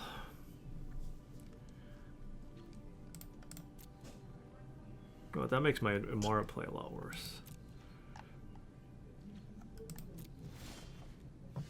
Whew. This is the downside of the Venerated Loxodon, folks. The not good on like kind of an even board where you don't really want to tap your squad down. Yeah, and if you're behind, oh man. Yeah. I'm going to attack with my 4/3s because my history went off, and then I'm going to make a bunch of March tokens. And if my opponent wants to trade the knights off, I'm more than happy with that. Blink once if Sphinx's Revelation is coming back.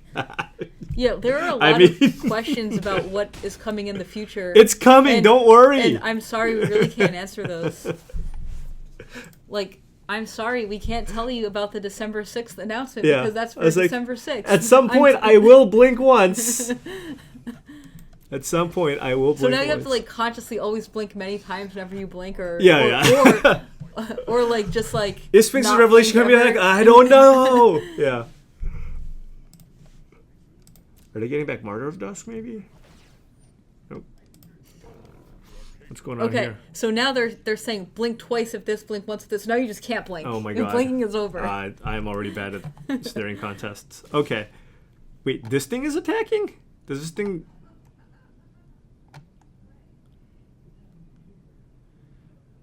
Alright, we are taking a lot of damage here.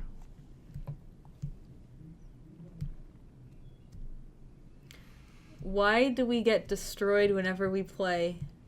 No, I'm not getting destroyed. Oh, great. Nice. I'm going to play March of the Multitudes, and I'm going to make 5 tokens this turn. But I just got to figure out decent blocks here. So I want to double block the Vampire with my Knights.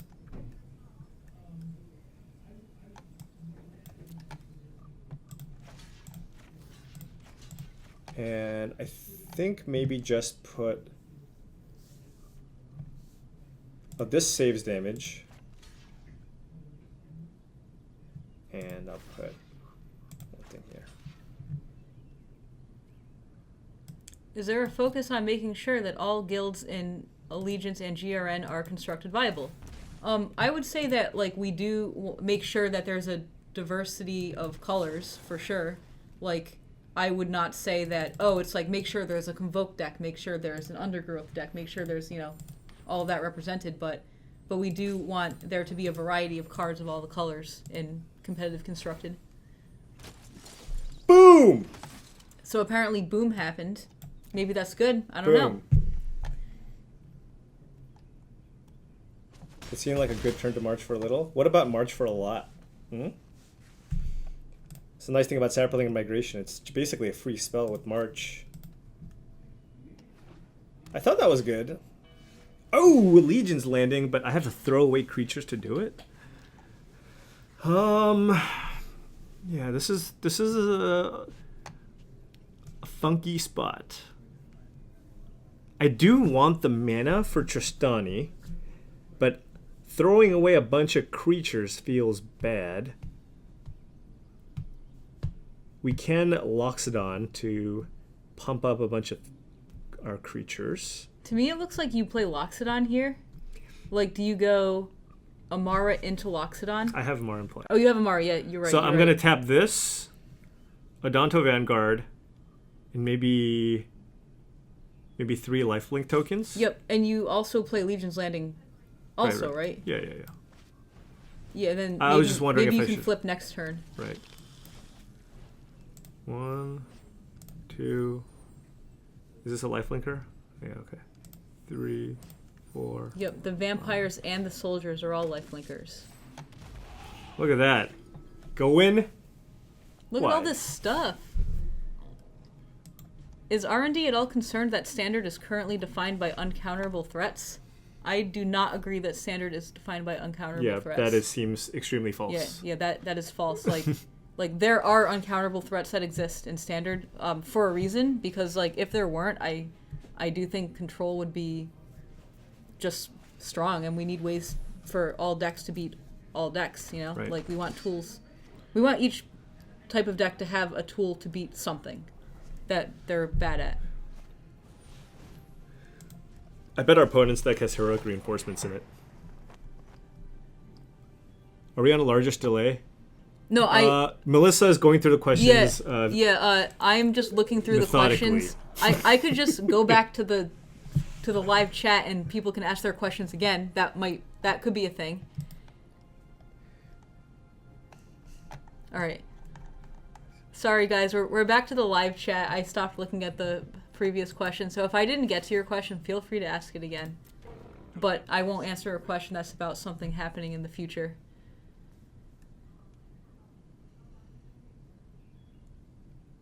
Wow, this board though. I kind of want to kill one of these knights. So if our opponent attacks with a knight, like I want to keep their board clear. Although, I mean, I just want to get the 5 mana for Tristani. I mean, they have 3 Anthem effects currently. Oh, wow. They're probably going to target my Loxodon so that they can get in for a good attack. Get a big attack, yeah. But, like, is your counter attack really good? Probably.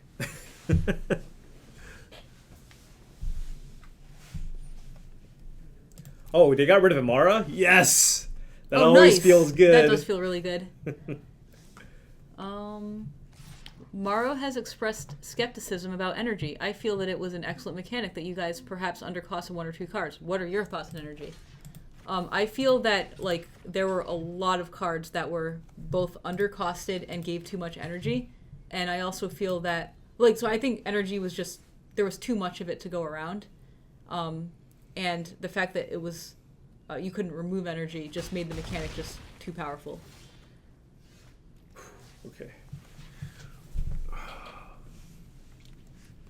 What is this ultimate? -7? Okay. All right, folks. I'm going to tag with everything. What's the worst that could happen? You're going to get a lot of life at least. And you get to play a Tristani because of the Legion's Landing flipping, so that's cool. I just want to let you all know that numbers were not run. when I made this attack. What could go wrong? You have a Tristani post-combat.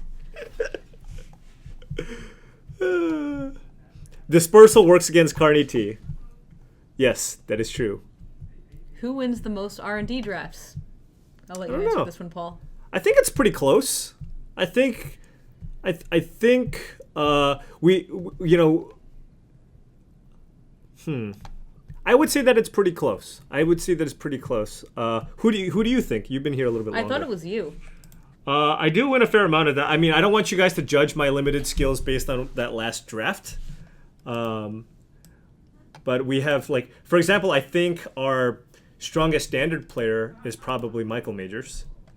Okay, hold on. Should I pay 4 life? That's a lot of life. 2, 4. How much is the opponent taking, and how much life are you gaining? Before I answer this, it looks like you're gaining. They're taking a bunch. 2, 4, 5, 6, 7, 8. You're gaining 8. We're gaining 8. So we'll be gaining 4. We'll go to 16, and then we'll have a Tristani in play. And even if they kill Tristani, actually no, we can just have this die. I think we have a lethal attack because they take so much this turn, right? Yeah, I mean, like, I can see the arguments for paying here because, like, we're going to be at 16 after. Yeah, I'm trying to think, like, what if our opponent top decks heroic reinforcements and, like, is that extra life buffer gonna? Whatever.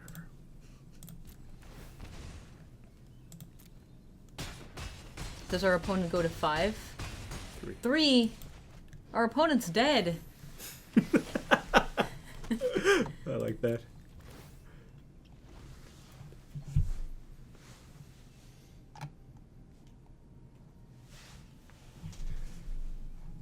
All right. Did we draft Ultimate Masters? We did. We did do some Ultimate Masters drafting. I don't think I did. Really? Because it was Yanni's set, right?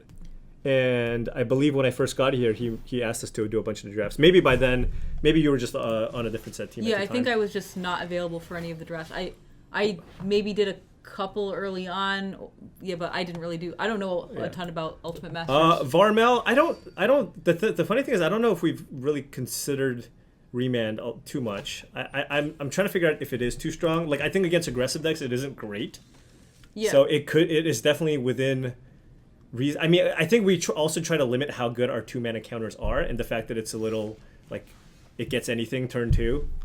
Yeah, it's a huge amount of tempo, but then again, so is, like, on summon rate. Right. But this one is, like, unsummon for anything. Any spell. I'm gonna attack with everything, folks. What's the worst that could happen?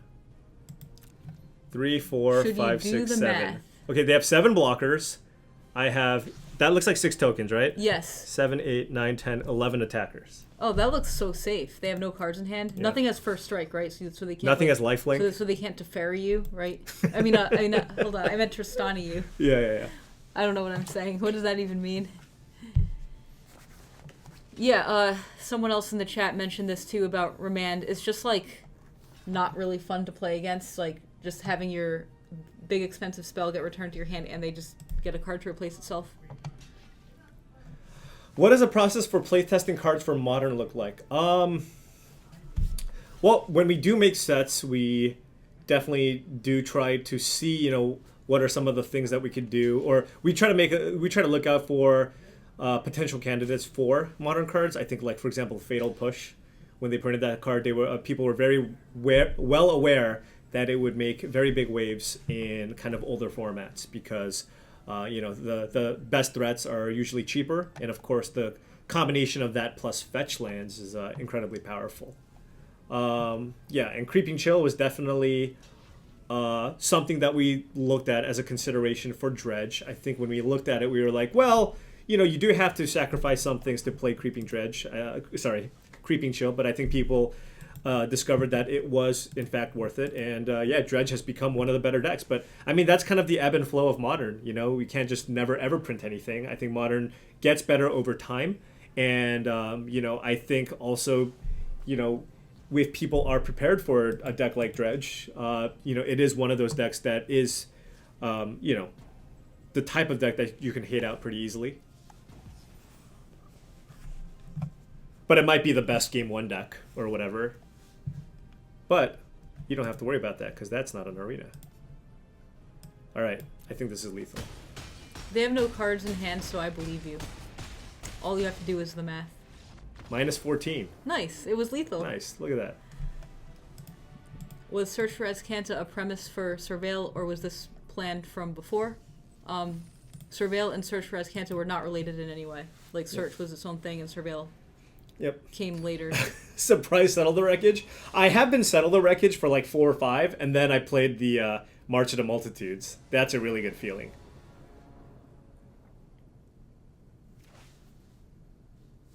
Do you guys collectively make the mechanics before a set? Or are they usually determined before going into full card design?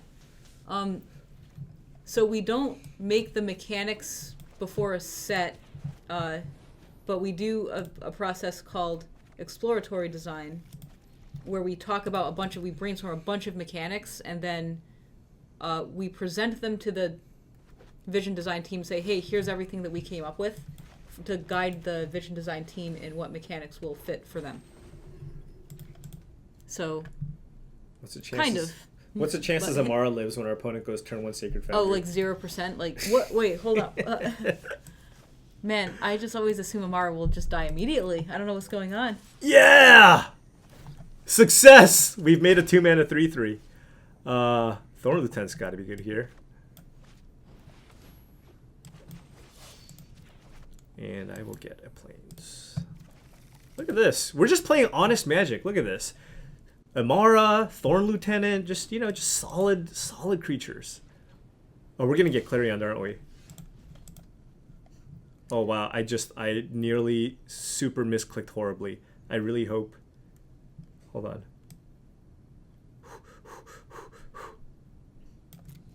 Okay.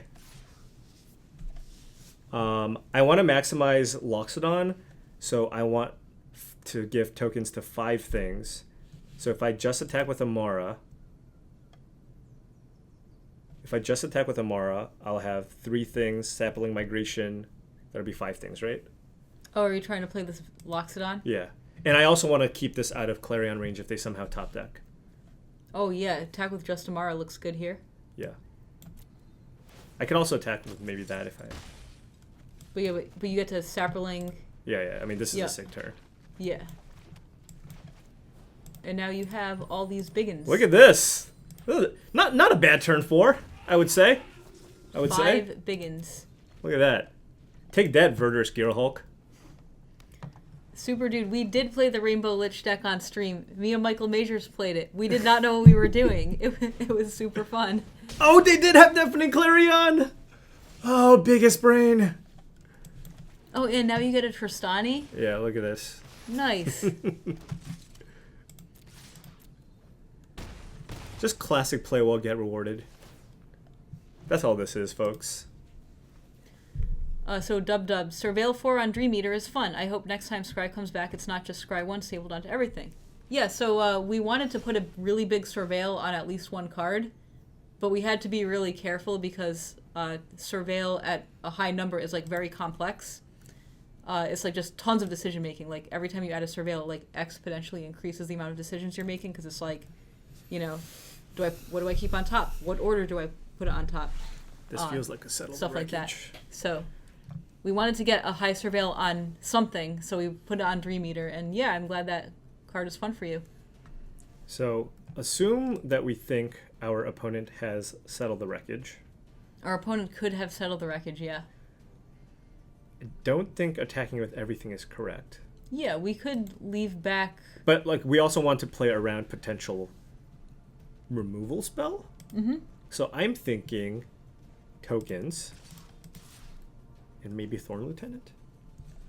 Or is this better if they have settle because then they can't use the removal spell on this? It could also just be the 2 big creatures, and then you can march next turn. I want to keep one of the big creatures back, I think, just so that I have a sizable attack next turn. All right, let's go Loxodon. Because this presents lethal. Okay, whatever. What is our opponent's... What is this Dragon Skull summon? Hey, they had settled the wreckage. Read like a book. So they're base white, but they have black cards in their deck. I was thinking maybe they're playing like Bolus or something. They could be playing Angrath.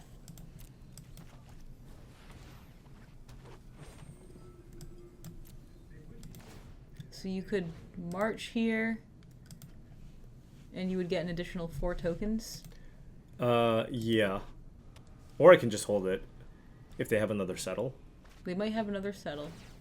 Yeah, keeping back Thorn. So now Everything. you cast the march, right? Because you have the extra token. Is that what you do? Well, they could have a Clarion still. Yes. So I don't think I want to. Oh, that's fair. I mean, I think it's not a big difference, especially if I just go end of turn. And then I just do it. Because they have, 3 mana up. So I guess they could have the Chasm. But I'll do it for 3.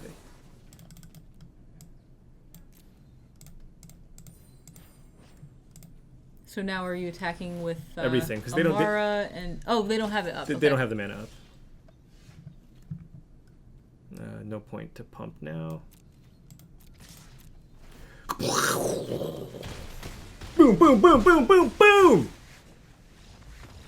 Could have cast Flourish just for additional damage points, but you know. You modify green-white tokens to run black for recur. Why would you want to like half your things? You can't recur, right? You have like Sapling Migration, Legion's Landing, History of Benalia, March of the Multitude. You can't recur any of those cards. I mean, I guess you could get back Tristani, Thorn Lieutenant, and stuff like that. But missed BM on Flourish, yeah. Well, I mean, look, again, if my opponent had something like... Oh, you know what? I think it might have actually been correct to Flourish, because... then my Amara and my Tristani get in for 4 additional points of damage, and it would have been lethal. Yes, it was correct to Flourish. Because if our opponent played Fiery Cannonade, all of our tokens die, but Amara's a 3/3 and Tristani's a 1/4, and we get 4 more damage out of Flower Flourish, and they were at 7. Yeah. Yeah. I have no comment because I don't know what was going on. Also, really. BM value, but we don't believe in BMing too much. Just each other when we're testing. But, you know, you got to live a little.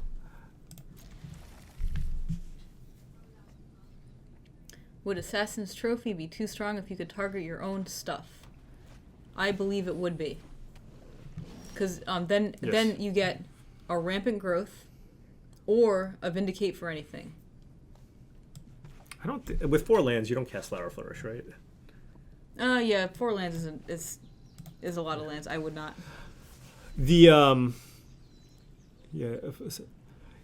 One interesting about the trophy, I know it sees a lot of eternal play or whatever, but it actually has not been, and you know what's really funny about this is when we were play testing with this card, I was thinking, I remember Path to Exile wasn't always a 4 of in Standard, because it wasn't as much, Standard is not always about speed, and giving your opponent that land early is really, really bad. So I feel like I think that's why when we printed Assassin's Trophy, we were like, all right, this card's powerful, but it's not really a turn 2 play. You cannot play that card on turn 2. You will lose probably more games if you play Assassin's Trophy turn 2 than not. What is our opponent doing? Playing mono white, I guess. They didn't play a 2-drop, so they probably have a Benolish Marshal. If they have a Benolish Marshal, I want to play this. When designing Ixalan, did you guys ever refer to Fiery Cannonade as Pirate Clasm? Yes, we definitely did. We definitely did. When the name got changed, I got so confused. I was like searching, where's Pirate Clasm? Where is it? Fiery Cannonade, what is this? Where's Pirate Clasm? Would giving Flower Flourish choose any land instead of playing Forest be too strong? Yes, probably. Imara and no attack. Ooh, our opponent's playing some kind of life gain strategy here. So what is this? If they gain 5 or more life? Okay. Gotta be wary of a Lyra Dawnbringer. Mm-hmm. Yeah. I think Trophy is definitely like a good catch-all type card. Ooh, this is a good turn. So we're probably playing this Loxodon? Right. The question is, do I want a bigger Amara or do I want a bigger... No, I think I want to... Do I want to get him for damage and pump the token? Oh, I got you.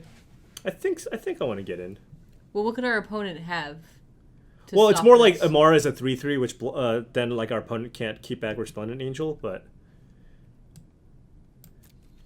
I think I want to have a big lifelink token. Makes sense.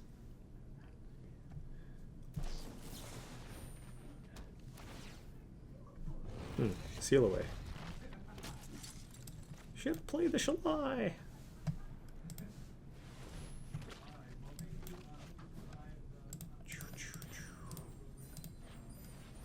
Boom. Nice. Slock said I'm doing some work. What sorts of things will you do to make white not awful in EDH? That is a thing that we are looking at right now, actually. When you printed Feast of the Unicorn, was Paul still as arrogant as now? What? What does that mean? I don't know. That sounds so rude. It does. All right. This Leonin War Leader is going to give me beatdowns. Oh, interesting question.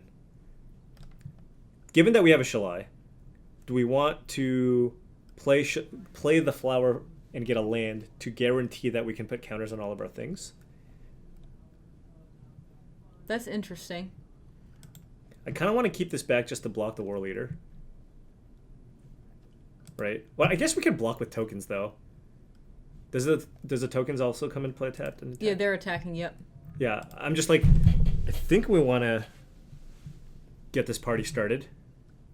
All right, hold on.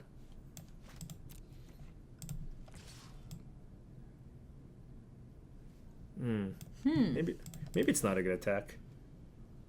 Maybe we have an inevitability with this. We definitely Well, do. they have this too, though.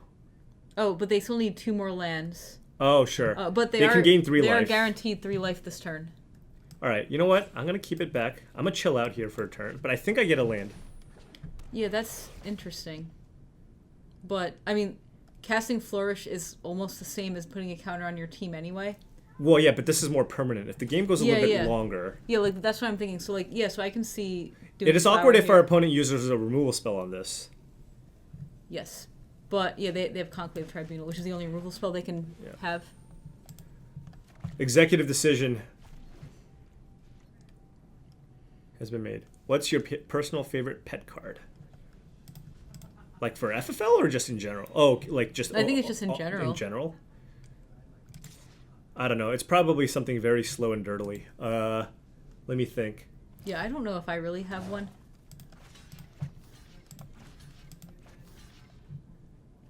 Where's my lifelink token? There it is.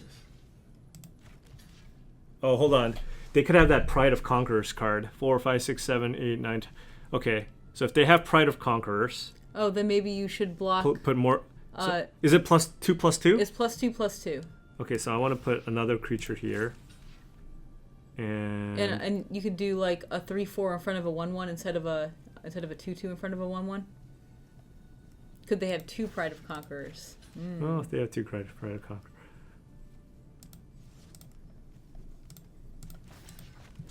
And then like you want to undo this block, right?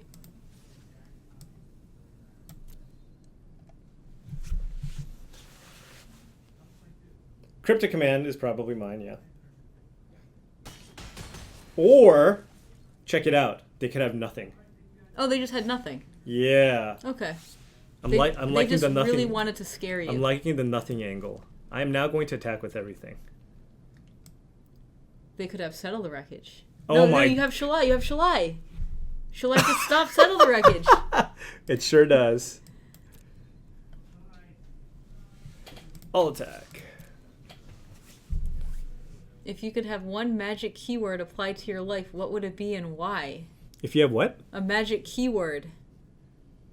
I don't know. I don't even know how to answer that question. Yeah, I don't either. Is that an opponent pun? I don't know. Ojitai is the most... Oh, Seal Away. Okay. Yeah, that's fine. Like, we just have a lot of pressure here. Even if that got Seal Away, we still have lots of damage here. Our opponent could have another Seal Away. Then things would start getting worse for us, for sure. Our opponent's at 11. Yeah, maybe we're supposed to say. Maybe we're supposed to play around Seal Away and not attack with Shalai.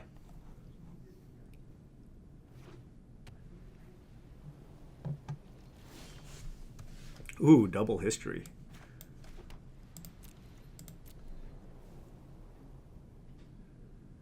Do you have any comments on GRN draft format? I've still enjoyed it. And I think if I were to rank the guilds, I think most people might have started out with Golgari as the worst guild. I think for me, Selesnya is the combination because of all the death touch creatures that people can draft. I've just found myself, hey, check out my Rosemane Centaur I played on turn 3, and they're like, Pitiless Gorgon, not Typhoid Rats, Hired Poisoner, or Dowser of Lights. And I'm like, oh, Dowser of Lights. I can't beat that card. I've actually enjoyed drafting Golgari decks. I don't know, maybe it's just, maybe I'm a sicko, but I actually like drafting Golgari. Yeah, like I would not put Golgari on the bottom either. I know the MTG min card team, I think they had Izzet aggro as one of the worst things to do. Like when they were like ranking the guilds. Oh, sure. Yeah, like actually I think I would put Izzet as the weakest. Yeah. Like my best Izzet decks have almost it's like if it's just a deck full of commons, I am never happy with I'm very rarely happy with my Izzet deck. But the uncommons and rares are extremely powerful. Like Crackling Drake, Beacon Bolt, obviously Niv Mizzet.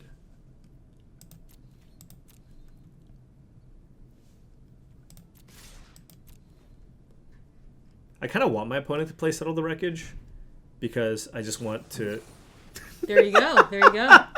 That's what we wanted. Wow, did you see what our opponent did, by the way? What did our opponent do? Our opponent typed in good game. Oh, okay, sure. You should like emoji him back or something. I don't know. Oh, the old good game into Settle the Wreckage. Oh man.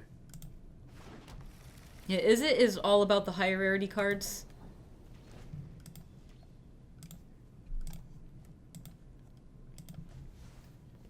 Aren't you in charge of balancing draft? Yes, we are.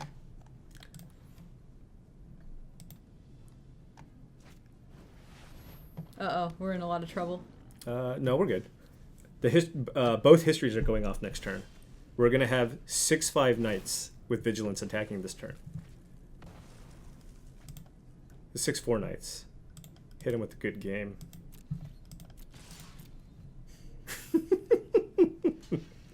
And then more settles? The good game kind of made it obvious. He had look, you know what? That means you're just not a very trusting person. Most of the time when people say good game, they're about to concede. You must be from House Demir.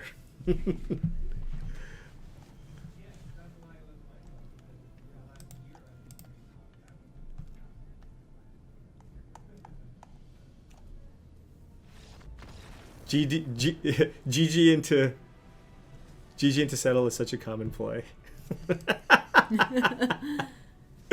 All right, that brings us to another card. All right, another card. So for those just joining us, we have a list of cards from Guilds of Ravnica that the play design team thought was problematic. And so what we do, like, months before a set is complete, we compile a list of cards that we think are problematic and we want to take a second look at, bring them to a meeting, and then we just talk about them. Sometimes we make changes to them, sometimes we play test them more, sometimes we leave them as is. But anyway, we have a list of cards here. We've already talked about 4 of them. So, next card on the list, Runaway Steamkin. Boom, boom, boom. So, Runaway Steamkin, definitely one of those cards where, we've tested it. I'm sure all of you have tested it. When your opponent doesn't have the removal spell for it. All these lands. When your opponent doesn't have the removal spell for it, it can get a little out of hand. And so that, in games where you play against matchups where they don't have a removal spell, we've been able to do really silly things. So that's why I was a little bit concerned about it. Yep, and I have some comments here. So we have a Michael comment.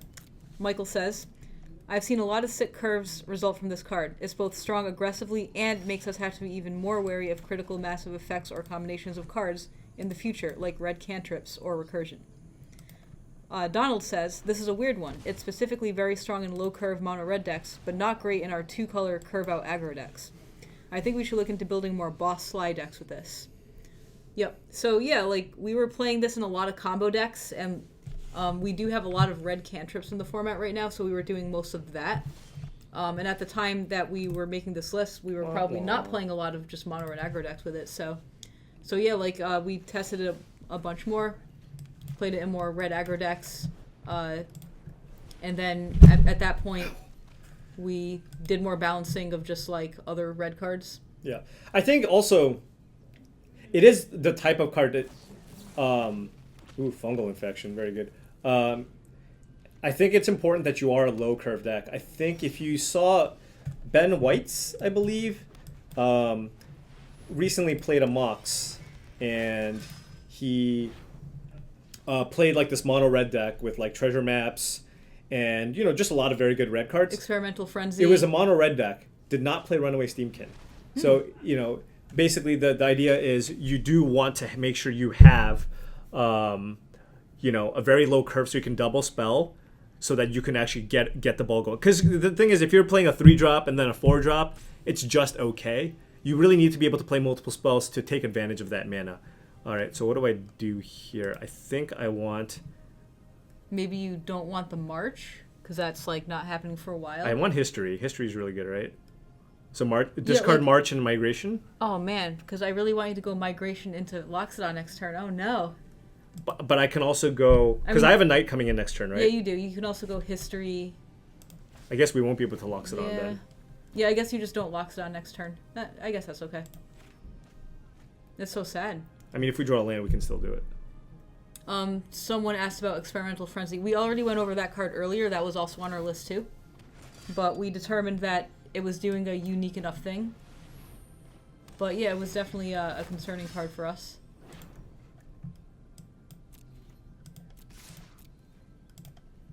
All right, don't play Ritual of Soot. Wait, our opponent didn't block with the 1/1. Interesting. Okay. Maybe they're playing like a 6/6 Trampler for 4 mana where they have to sacrifice a creature. Okay. That was unfortunate. Well, we get 2 Knights and we get to make them 3/3s. Well, we get 1 Knight. The other one went off. Yeah. So sad. Golden Demise. I guess that does show that like in 1-game matches you do retool your deck. Like I think there's more aggressive decks, and as a result, you just play more sweepers. Was Glowspore Shaman ever considered to be a common in Guilds of Ravnica? Specifically that card, no, but we did have Self-Mill at common. But the problem we were running into was the Undergrowth cards were just scaling too greatly. So if you look at a card, I don't know the name, but the 4-mana 2/2 that enters with a counter for each. Rhizome Lurcher. Yep.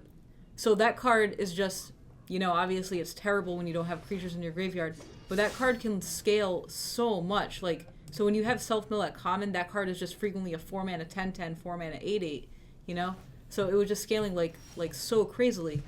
And like if we wanted to make Undergrowth a cool mechanic that does really cool scaling in the late game, and if you build around it, we had to have like designs that were like appealing enough, So if we had Self-Mill at common, we could not have a card like Rhizome Lurcher in the set. It would just be too crazy. So we would have had to just make like at common just super weak cards.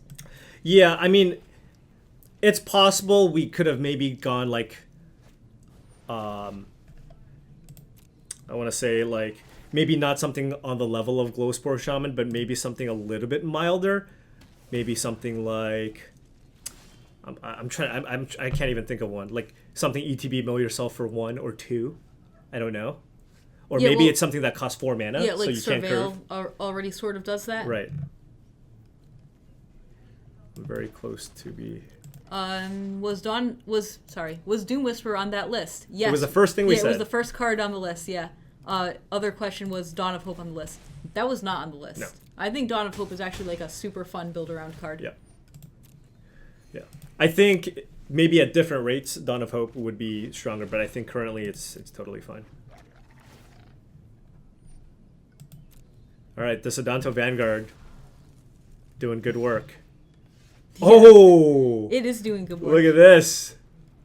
Kicked. Yep. And now we are ascended. Now this Arch of Araska's turned on. Crow of Dark Tidings, that's a decent one too, yeah. Maybe that one's a little too good though, in this specific set. It's like Crow of Dark Tidings, mill a creature, block, it dies, mill another creature, Rhizome Lurcher. Maybe a Crow of Dark Tidings that's just ETB mill 2, but not on the death trigger. But for example, something like Satyr Wayfinder is probably too much. Right. Yeah, like for 2 mana, it could potentially get 4 creatures. Yeah, that we would not do that at common. Yeah, Stitcher Supplier. Whew. That would be a doozy.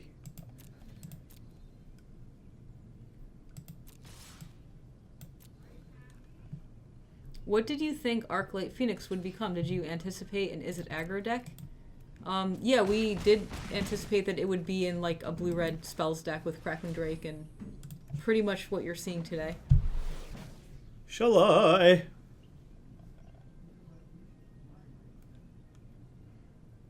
Do you consider Niv Mizzet to be the most fun card ever? I mean, Ever? I do Wow. have personally, like, I have a soft spot for Niv Mizzet as it was one of the cards that allowed me to qualify. Like, it's what qualified me for the nationals that I won. It was regionals. I was playing Guillaume Waffle Tapa's Niv Mizzet control deck. Just copied it, it was a deck that I played that got me the qualification. Wait, why did my opponent? Shalai counters the ZTB effect.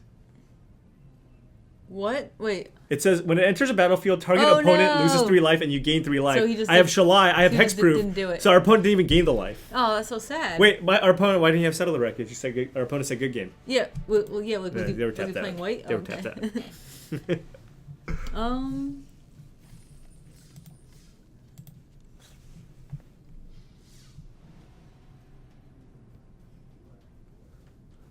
We could talk about another card. When are we going to get to the burrito-centric set? That's a really good question. I mean, burrito is fantastic. My favorite breakfast item is the breakfast burrito. It just has it all. Just has it all. It does actually. All right. So the next card on the list is Mausoleum Secrets. So we have 2 comments. The first one is from Michael. A hard card to build around, a large amount of my exploration led to other cards in my decks being changed. As a result, it was difficult to isolate if this card was too strong. And then the next comment is from me.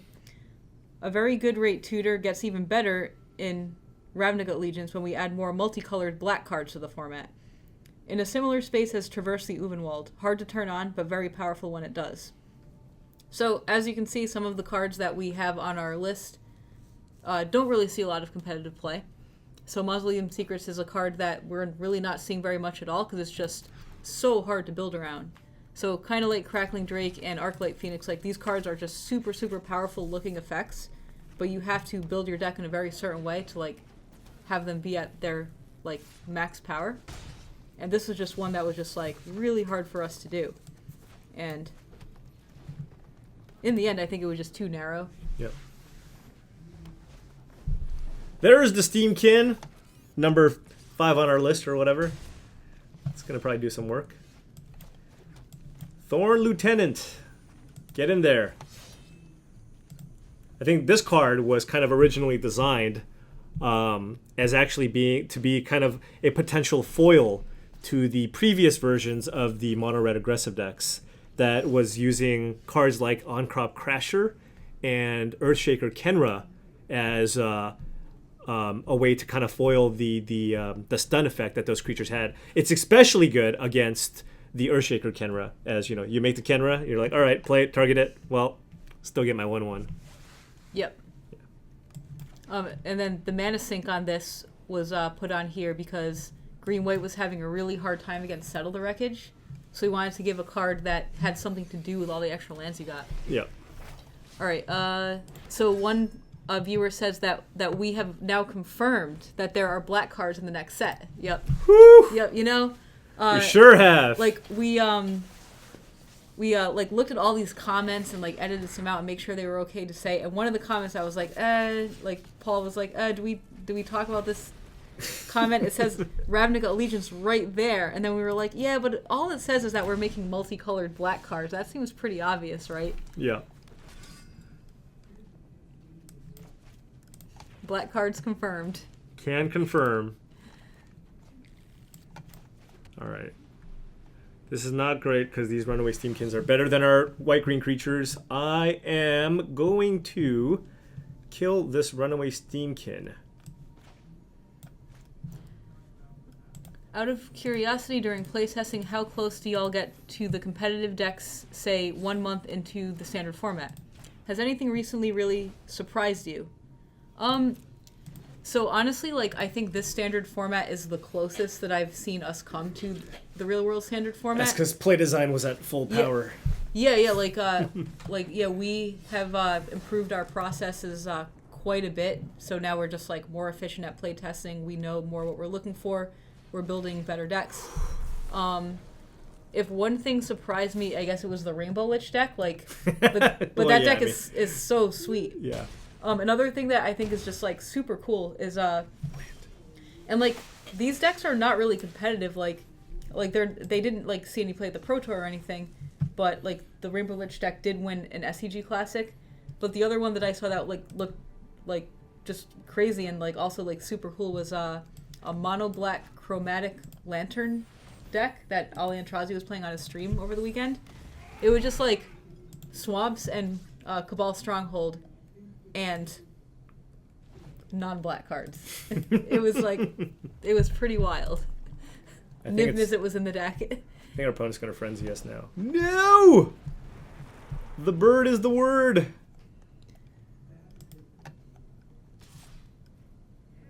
Oh, I'm blocking. You better believe I'm blocking.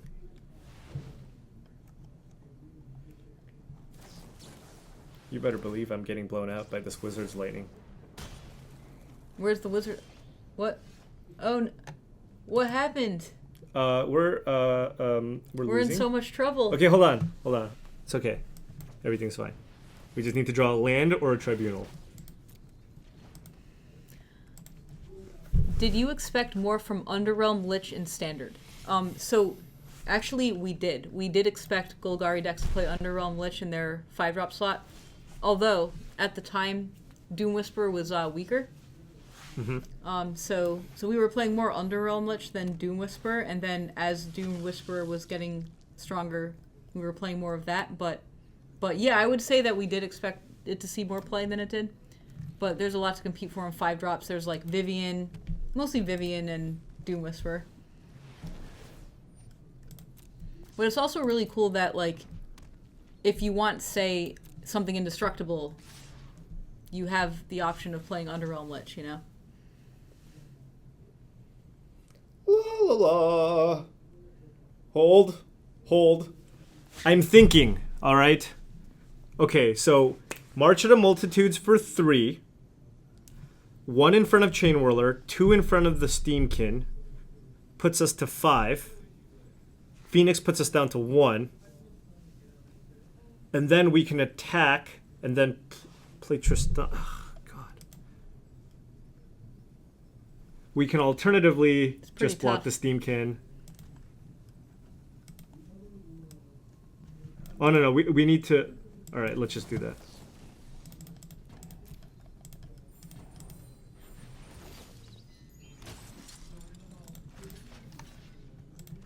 During testing, were there any decks that formed that are underplayed in the meta right now? Yeah, so we actually play lots and lots of decks. A lot of them are bad. So the majority of our decks are just not going to be tier 1 decks, but like we put pretty much every card into play.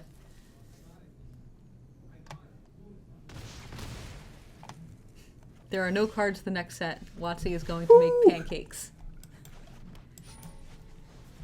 Okay, so this is really good. The reason why I didn't want to block with Shalai is now if I can find the mana source, Shalai can block Rekindling Phoenix and it won't die.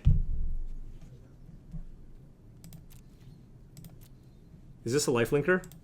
Attack? That is a lifelinker. Nice. Buffer that life total. Yeah. All right. And we also regained control of all of our stuff. Yeah. We did it.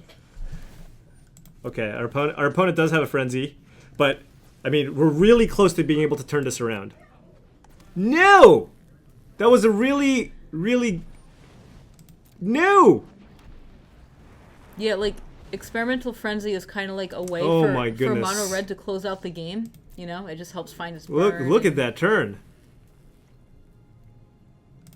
So now our opponent is going to attack, and they can use the Firebrand to finish out for Shalai. No. But we have to Shalai. block. We have to block. Yes, we do. Yep.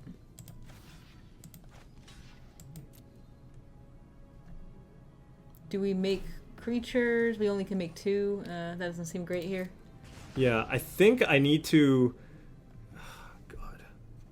Yeah, I think I just need to... This Chain Whirler's kind of annoying. It is very good at blocking our stuff.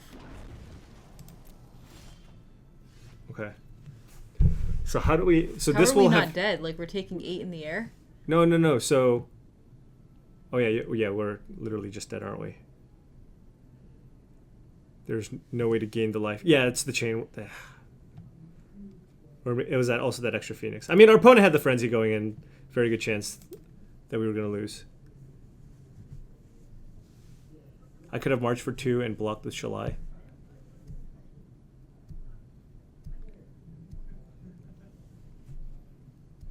I mean, I could have marched for 2. I don't think it would have changed how the outcome of this game. Yeah, I don't think March for 2 helps us win the game. I mean, I guess, like, if I marched for 2, I attack with everything, and our opponent takes some damage. We aren't just dead on board, and then it gives us another turn. Yeah. Yeah, but we're dead. It gave me more life linkers. I actually should have done the math. Because of the Chain Whirler, we could only go up to 7 life, and our opponent kills us with the Rekindling Phoenixes.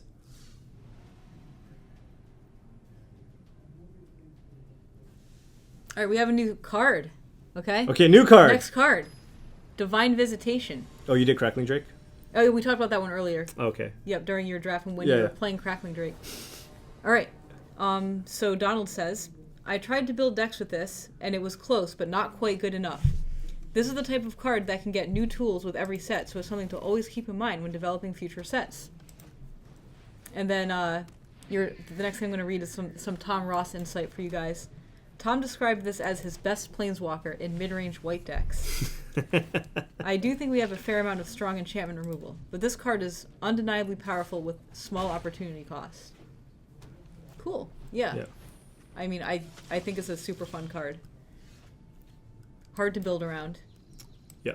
And as you add more sets to standard, the card is only going to get stronger. Yeah. It's not like we're not going to not print token Yeah, makers. it's not like we're going to stop making tokens. Has anybody been able to pull off a Divine Visitation Limited? Seems pretty sweet. I mean, I think this is supposed to be a decent matchup. But our opponent has a very fast start.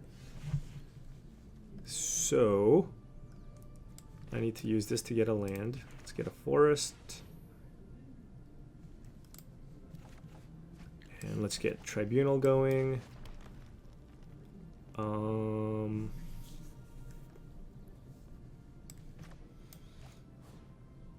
And we get a token?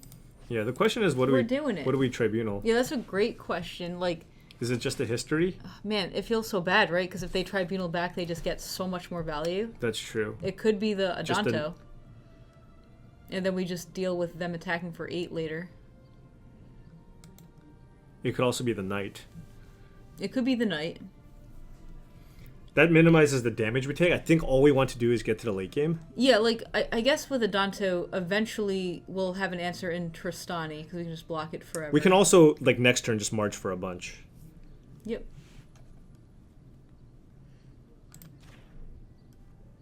So we're just going to take all the damage this turn. Yeah, which is just 4 damage. Yep. Next turn, what we really want to do is find a land. No! Wow. We Okay. played the Conclave too early. Yeah.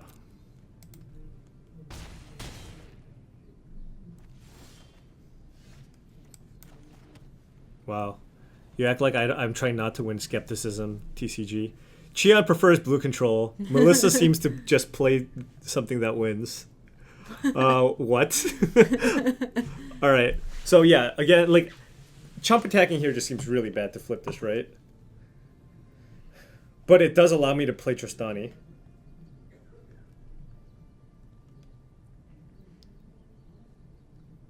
Oh, I see. Flipping this seems bad here. Yeah. I The think I'm just attacks are gonna go just so bad. I think I'm just gonna go migration. Yeah, into migration March. into Marsh seems like the play here, and then hope to draw land for the Tristani. Yeah, and yeah. Does this give everything vigilance? No. Okay, good. But yeah, like some of the knights have vigilance already. This has vigilance. Yeah. That's fine. That's not That's fine. too many. Okay. Well, that's the White Weenie deck. Spartan's Will 307 says, "Thank you, Play Design, for my favorite standard ever." That's Nice. awesome. You're welcome. All right. We just have to block things. Should we? No, we can't make that block. Okay. All right. We're just individually blocking 3 things. That's so sad. I know, but I mean, they have 2 Banalish Marshals in play. And Mhm. we're looking at lethal attacks. For 4? Yeah. Is this a deck that just wants to play a Wrath effect or something? I don't think so. It's just a token deck. It's just like, I mean, we have our Anthem effects too. We have the Loxodon on the Tristani. I mean, it's just like multiple Marshals might be hard. But if we can play the Tristani next turn, I think we're still alive. No. That's the worst possible card to draw. That's not a land. All right. So yeah, I think we do have to jump attack here. Let's just attack with these. Oh, Yep. that's so sad. And I want to attack with this because we have the second one anyways. Yep. And it's going to die. But we get to flip a Danto, play Tristani. But our opponent doesn't have good attacks on the ground once Tristani's in play. Outside of the well, our Adante opponent Vanguard. can, yeah, the Vanguard. Yeah. What I'm saying is we have at least a decent life buffer. So if somehow we like manage to draw another March of the Multitudes, we actually like have a chance.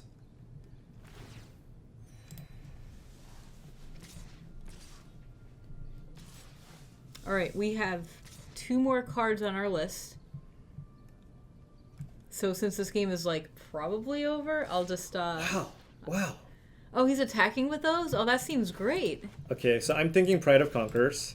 Yep, so you can just put So 3 on... 3 on each guy, gain all the life. Yeah, I mean, we're just going to gain so much life. And if they have Pride of Conquerors, right, they go 7, 12, 16, 17, 18, 19, 20, 22, 23, 24. And 6 plus 12. I don't think We we're gain 12. gaining enough life, right? So what if we put this on a Danto Vanguard? Yeah.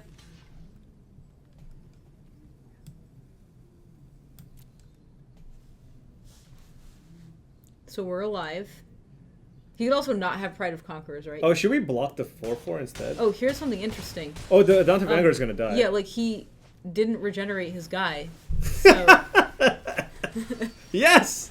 The old hope our opponent messes up line. yeah, we did it. And now we can just get him with tokens, right, and just gain life and then we play Shalai? Shalai? Okay. How did this happen? Look at this. What did we do? We played a bunch of blockers. I don't think this was supposed to happen.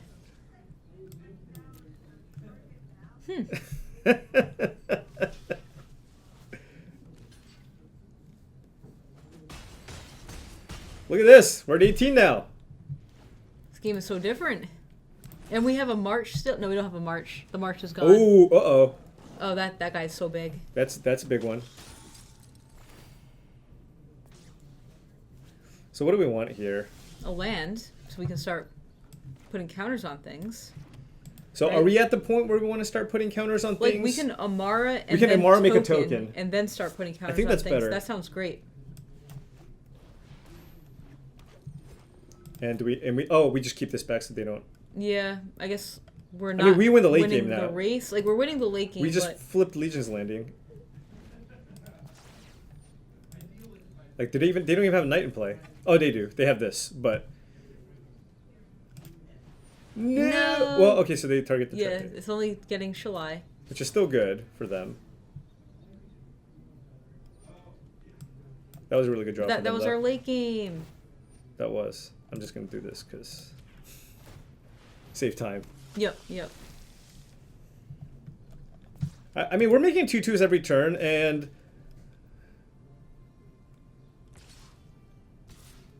are they ascended? Yes. Oh yeah, okay. So they have those. Do I want to double block here, or do I just take it? I think I just take it, right? Yeah, I just don't take it. actually know. I can see double blocking. Like we're Well, gonna... it's a 2/2 next turn, is what I mean. Yeah. Like, all right. Yeah, I guess you're right. Oh, sweet. 2 drops means we can still make tokens. Great. But these flyers are getting us. For now. It's okay. We'll just draw our own tribunal for the Shalai. Yep. We got a rep to settle though, so should I say good game? No! Oh, we have another one. They're gonna get Tristani, right? Probably. Like the only other choice is the Thorn Lieutenant, and that seems worse. Right. All right, we're gonna have to make a chump block here on the Pride Mate. Mm-hmm.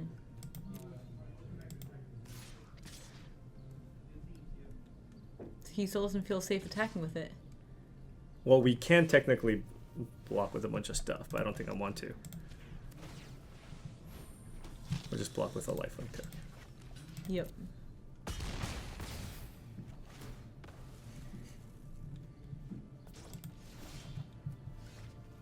All right, Tristanian tokens. Ooh, we can attack this turn We for can. a lot.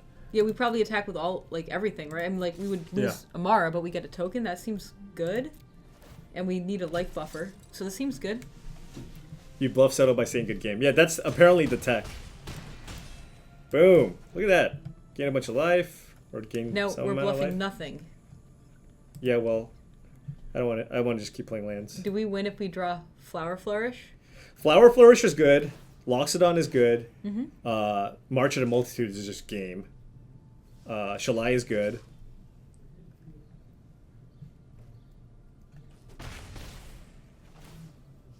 We can almost attack with everything here. Right. We're like getting close. A couple Yeah. more tokens. So Actually, I'm wondering if we are supposed it's to correct. attack with all the tokens, because like yeah, attack with he all the blocks and tokens. takes 8, and then we make a token. Right. I mean, I'm wondering, is it even worth it to throw this away? So let's say our opponent blocks this, because this makes sense, right? Yeah. So if they block that, they take 8, 10, 13, and we make another token, and then we make another token. Right. Yeah. So no, I'm wondering, are we attacking with Amara as well then? Right. That's what I mean. Yeah. Like, Everything but Tristani. yeah, for sure. Yeah, I like it. Yeah. Everything. Just if you click all attack, just unclick Tristani. Yep. Okay. No, this is all assuming he does not have settle. Right? Are we getting LSV'd? If we get LSV'd, that's going to be ridiculous. But this is game 1. Is our opponent going to pick up our token? No. Okay. Oh, we could also pump, but I think it's better I think it's better to make a token. To make a token, yeah.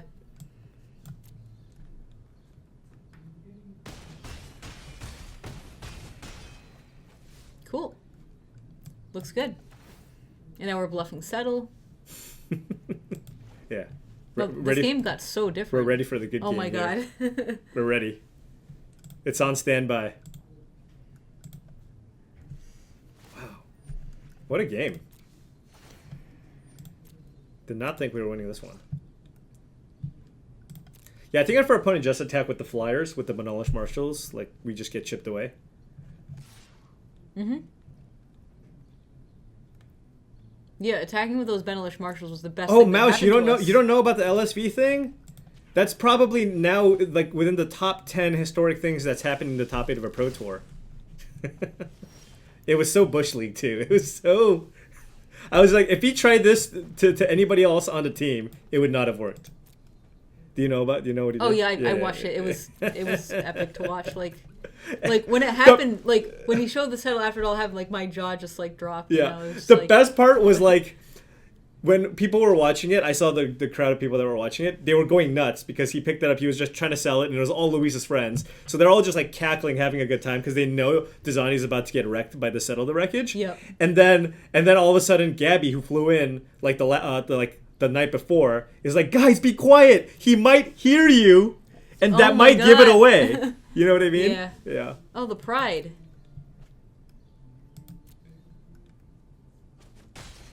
Is our opponent dead? I don't know. Our opponent is not dead. I don't want to accidentally tap Adanto. Oh wait, Oh yeah. I don't think the game would do that, right? I don't think so. Let's see. No. Okay. Our opponent needs something here.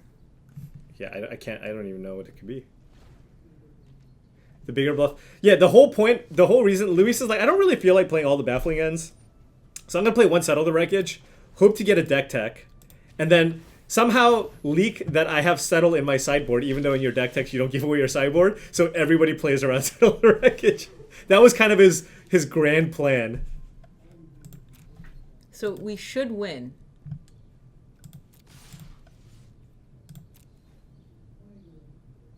Should we win? If our opponent has another Pride of Conquerors, I think he has enough life to win. I mean, not win, but to survive. Yeah.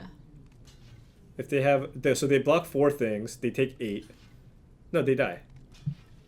Right? No, they're blocking 4 things and taking 6. Oh, taking right? 6. You're right. Yeah. So they have a pump, then they survive. But is the last card Pride of Conquerors? Oh wow, it is a my pump. goodness. Oh wow. Okay, so What now, is happening? So now our opponent goes to 1. Right? If I mathed correctly, or 2 or something. So now we are not winning. Wow, I cannot believe that they had another Pride of Conquerors. But like our opponent is still in so much trouble. Like our opponent needs, like we're making a token every turn. Right. But now we don't have a big go wide attack. No, we just both have to do nothing for a while. Like, yeah, but we our are opponent guaranteed needs to a top token deck every turn. while we're getting a token every turn. Yeah, and we can now we don't even have to chump a Johnny's Pride Mate. We're at 46. We are at 46. Dun, dun, make a token.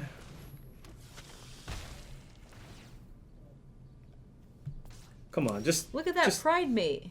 He's so big. 1, 2, 3, 4. Yeah, we just 46 is a lot. Is that a lot?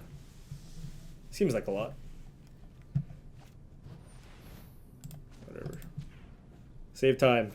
Yep, This is the old. things are getting a little more difficult. Like also that Healer's Hawk is now going to do some work, just gaining him 2 a turn. Yeah. 4. Yeah. No, our opponent's definitely out. Yeah, but Like even Tribunal. This If we is so risky. if we could top deck something. if we Tribunal and get back Shalai. That What about that one? that could win the game. Is yeah. that what do you think? What do you think? What do you think, chat? Was that Dece? Dece plus? Feels like a Dece plus draw to me, honestly. It was pretty deep. Yeah, our opponent might have had a couple of nice mini top decks, but I mean, come on, Dece plus. We'll go with Dece plus. Look at that 2020. How many tokens is this? 1, 2, 3, 4, 5, 6, 10, 13. Oh, he was going to attack with the Pride Mate. I was gonna take it too. Just Oh my god. right in the chest. 3, 4, 5, 6, 10, 13. Okay. Yes, you actually have to math. So you click on the correct number with like how much you want to pay for Yeah, X. 13, yep. Oh wow, history. What a good draw. Ooh, is this where you hit them with the knives before you kill them? Oh my god, no. Nice! So what did we say the number was? 13? 13. Okay. Oh my If god. you just Opponents. tap all the creatures. Boom! Sure.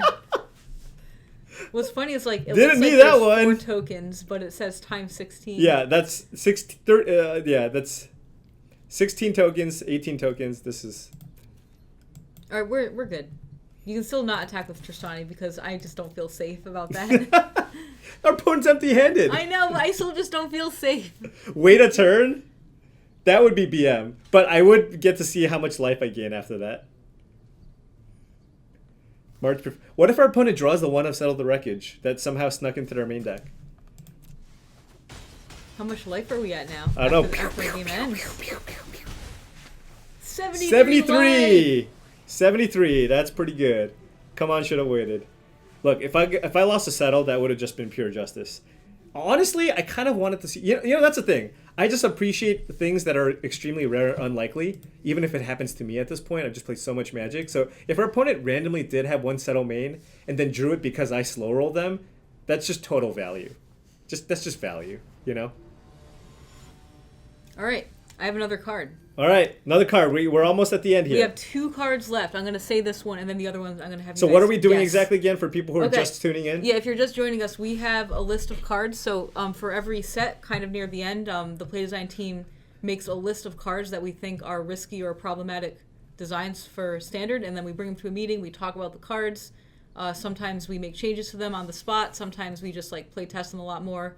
But like this is just to get the cards on everyone's radar, so we all know what we all think is like problematic. So we had like 10 cards. We talked about most of them. We have 2 left right near the end of the stream. So the next card on the list is Mission Briefing. So the first comment is from Donald.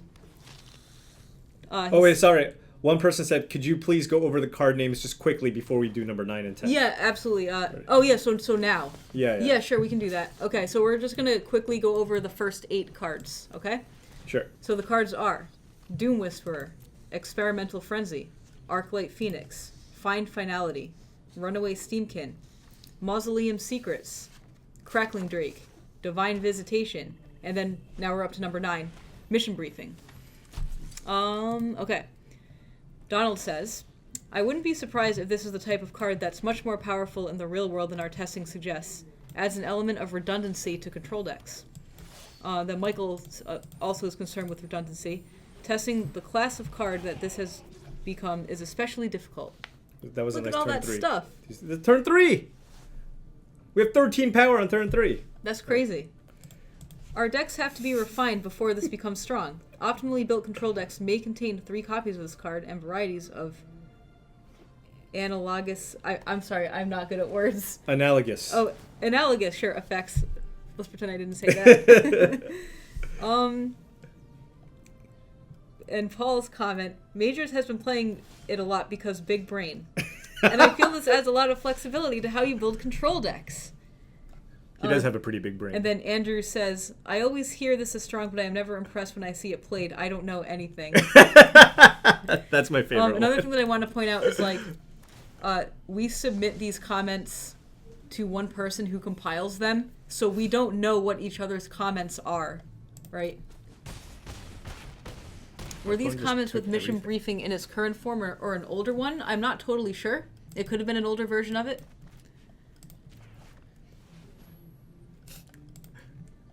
And it turns out Andrew was actually the correct one in this case. Yeah, in this case, because like it hasn't not really being played in control decks, but it is very true that it adds redundancy to control decks. Like you can recast Wraths, you can recast counter spells, you can recast card draw. Right. So it definitely adds like repetitiveness to it. But anyway, we were also testing this card with different sets too, like because we were probably doing this with Ravnica Allegiance, I'm guessing. I don't remember exactly, but yeah, like it's 5-set standard. It's the smallest standard. As we add more instants and sorceries, 7 wins. Give me those gold coins. Ding ding ding ding ding ding ding. Oh, do the mythic last. Do the mythic. Obviously, we do the mythic last. Okay. Okay. All right. Okay. All right. Ooh, rare. All right. Watery Grave. I have all the lands. Damn it. Do you have all those? I do. Oh no. I've drafted a lot of GRN. All right. This one. I actually want non-GRN cards. Okay. Wild card. Can you get a wild card? Okay. Weatherlight. Weatherlight. Okay. Weatherlight. All right. So we have 17 minutes left. I want to go over the last card for sure, and also answer questions that just popped up. We'll just go full camera now. Oh, hello. We're on full camera now. We're on full camera. We only have a few minutes left. We just finished the league, so we're just going to talk over our last 2 cards that kind of concerned us the most, or some members of our team as a whole, because we went over the full 10 cards. So, mission briefing. Yeah. What do people say? Well, we already said... Oh, we did mission briefing. We already read all the comments about mission briefing. Yeah, we were just talking about... just like, this is 5-set standard. This is the smallest standard's ever going to be. We're still adding 3 more sets over the course of the year. And, like, you know, we're not going to not make strong instants and sorceries. So I still expect this card to do something. Right.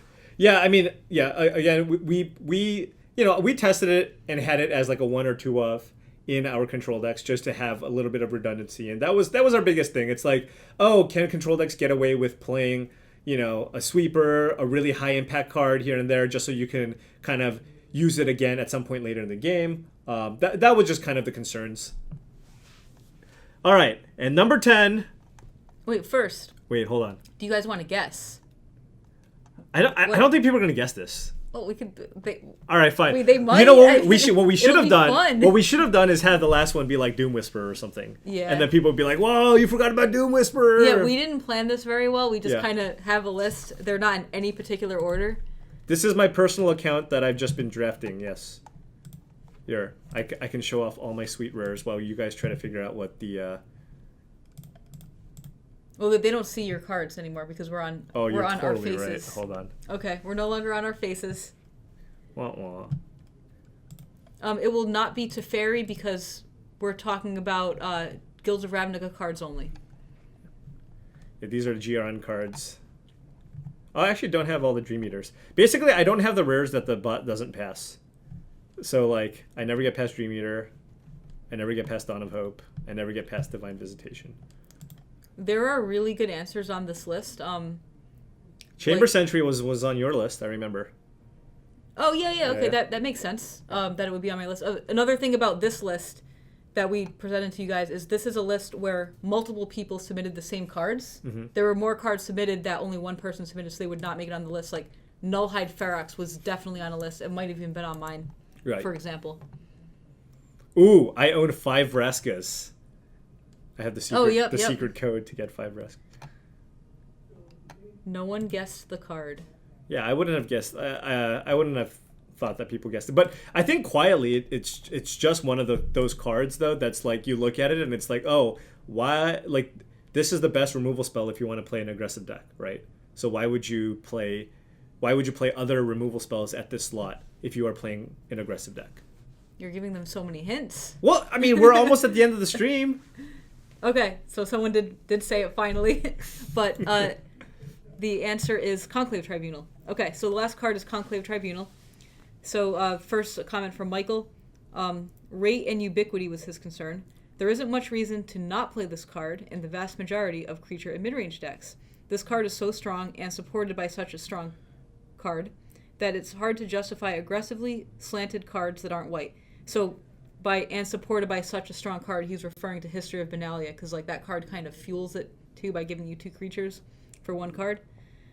The white mirror match battlefields also bog down quite a bit with these on both sides. Yeah, when you get to this back and forth where you're tribunaling each other's tribunals to get back things, and you got to think about what you want to actually exile because you know it'll come back into play. Like Conclave Tribunaling a history is kind of a dicey proposition because of that, as we talked about before.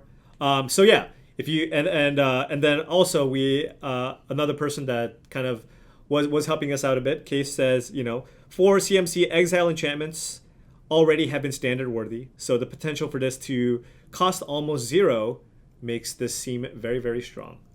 So yeah, that's how these aggressive creature decks can really push its advantage. I mean, part of what makes the red deck so powerful is something like Shock, where you're allowed to play threat and shock. Like the ability to double spell and get that huge tempo edge against a variety of different decks is kind of what makes these decks so strong. So being able to go, 1-drop, 2-drop history into Tribunal, or even better, like turn 3 playing like a 2-drop and a 1-drop and then a Tribunal is just like such a huge swing that you just can get like very, very snowbally games just by having this removal spell. But yeah, we worked on different variations of this, and this is also kind of, I think, the best version of the Tribunal that we've had too. Yeah, so. I think so. We have tested with stronger versions and weaker versions because we did think this card was super strong and just like too ubiquitous of a white card. Right. So at one point it only got creatures and planeswalkers, and right. it didn't get any non-land permanent. But ultimately we went for the cleanest, most desirable thing where people are like, all right, I'm going to play this in my creature deck. It solves everything. I'm very, very happy with it. And, pretty happy with it. Yeah, I'm pretty happy with it too. It's super strong. Yeah. But in a good way. Right. I like it when removal is strong. Yeah. Agreed. It just like makes the format more diverse because you get to play different threats. And that's definitely one thing that we've shifted into. I'm sure many people have noticed. Our removal has been getting a little bit stronger over the past few sets, especially Guilds of Ravnica. That was a conscious effort on our part. Yeah. Sometimes that way, if you do have good removal, then that's a safeguard against some random rate creature that becomes a little bit overboard, and we just don't have enough answers. At the end of the day, you can always Tribunal it or Guildmaster's Demise it, unless it's Carnage Tyrant. But Carnage Tyrant costs 6. Was it at 3 mana Convoke? It was never at that, No. because one comparison is Oblivion Ring, which was like a 4 of in a lot of white decks, and like this suggested card would be a strictly better Oblivion Ring if it had Convoke too. Did I say Guildmaster's Demise? I meant Assassin's Trophy. Oh yeah, Guildmaster's Demise was the old name for Assassin's Trophy. So right. sometimes you'll hear us. That also just sounds like a real removal spell. So like. It totally does. Yeah, you'll hear us say wrong names a lot. Sorry. Like I did not leak the name of it. It was just the old name of that card. Like Dream Eater was Nightmare Sphinx, and I called it that for a while until I got used to the new name. Yeah.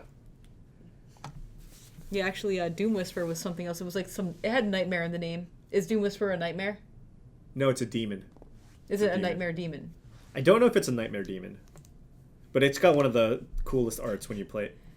Nightmare Sphinx. Nightmare Sphinx is so generic, though. It's like Nightmare Sphinx. Favorite name that got changed? Bronado? It doesn't even make sense. There's like, only Bronado one is not answer. even a thing, right? But that was the name for Deafening Clarion. It was called Bronado. And it was like the Boros Tornado, I guess. But it was called Bronado forever. And then when they changed it to like a real card name, we were like, aw. So that was a good one. Nice Eric Lauer special. Yeah, and my other favorite name that I've talked about before is Best Buds, which is Sapperling Migration. Best Buds. That's a nice one. Is it depicted on the art at all?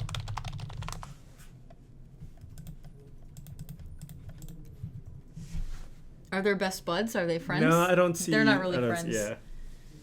Best Buds is a good one, but like if it stayed Best Buds or whatever, I'm sure we could have changed, whatever we wanted the art to be. Why does Doom Whisper scream? I actually don't play with the sound on. Yeah, I just see the graphics. I play with the sound on. The Doom Whisperer sound is like really creepy. Oh, is it? It just sounds like a guy scream, like a very deep voice screaming. It doesn't feel very demony. It's more like just a guy, Oh, and it's not really whispering; it's screaming. It's whispering doom. Ooh. Right? So you would expect it to be more creepy, like I don't know, like creepy whisper than a. But it is a 5-mana 6/6 flying trampler, so it's with it's an unbounded activated ability that we talked about earlier. Like you could just do that as many times as you want. Right. Like no mana, until you have 0 life, I guess. Yeah, and those are the cards where anything that's unbounded are the ones where you kind of raise your eyebrows and go, okay, is there something ridiculous I can do with this? Because, if you're at a healthy life total, you can just put the top 10 to 12 cards of your library into your graveyard. What does that mean? I don't know. But yeah, fuel your undergrowth. Right. But it's turn 6, so it's already super late. Right. Bounded by life total. So is Gristlebrand. But it's no Gristlebrand. It's no Gristlebrand. Yeah. You don't get the cards into your hand. Yeah. Did you change Whispering Snitch for Doom Whisperer? What is Whispering? Does it only trigger once a turn? I think it's possible. That was for limited. Oh yeah, that was for limited. But yes, that would be a very powerful interaction. But yeah, for sure. Like like this change was for limited, but yeah, that would be like if this was not for the first time, you would just play this in the same deck as Doom Whisper. Yeah. Because you can also kill your opponent with it. Well, yeah, if you have 2 of these in play, you just kill them, right? Yeah. Yeah, if you just have two Whispering Snitches in play, and if it was unbounded, yeah. you just kill them with the Doom Whisperer. And I don't think we want that. Yeah, we would not want that. Like, that's just like, it's a 3-card combo, and all of them involve creatures. Right.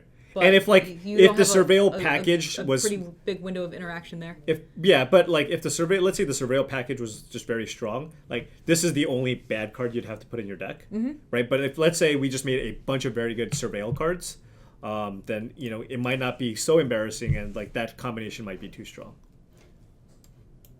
What if the activated ability was pay to life, surveil to, gain to... What? Don't think we'd go with that one. Probably not. Don't think... My opponent had that unlimited against me. That's pretty unfortunate for you. But I would have loved to see that, because that's kind of sweet, actually.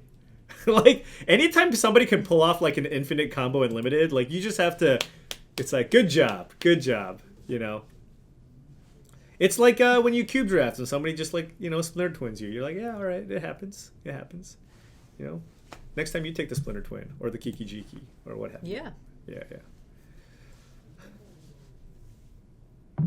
Oh, Yeah, so one thing, sort of somewhat selfish thing.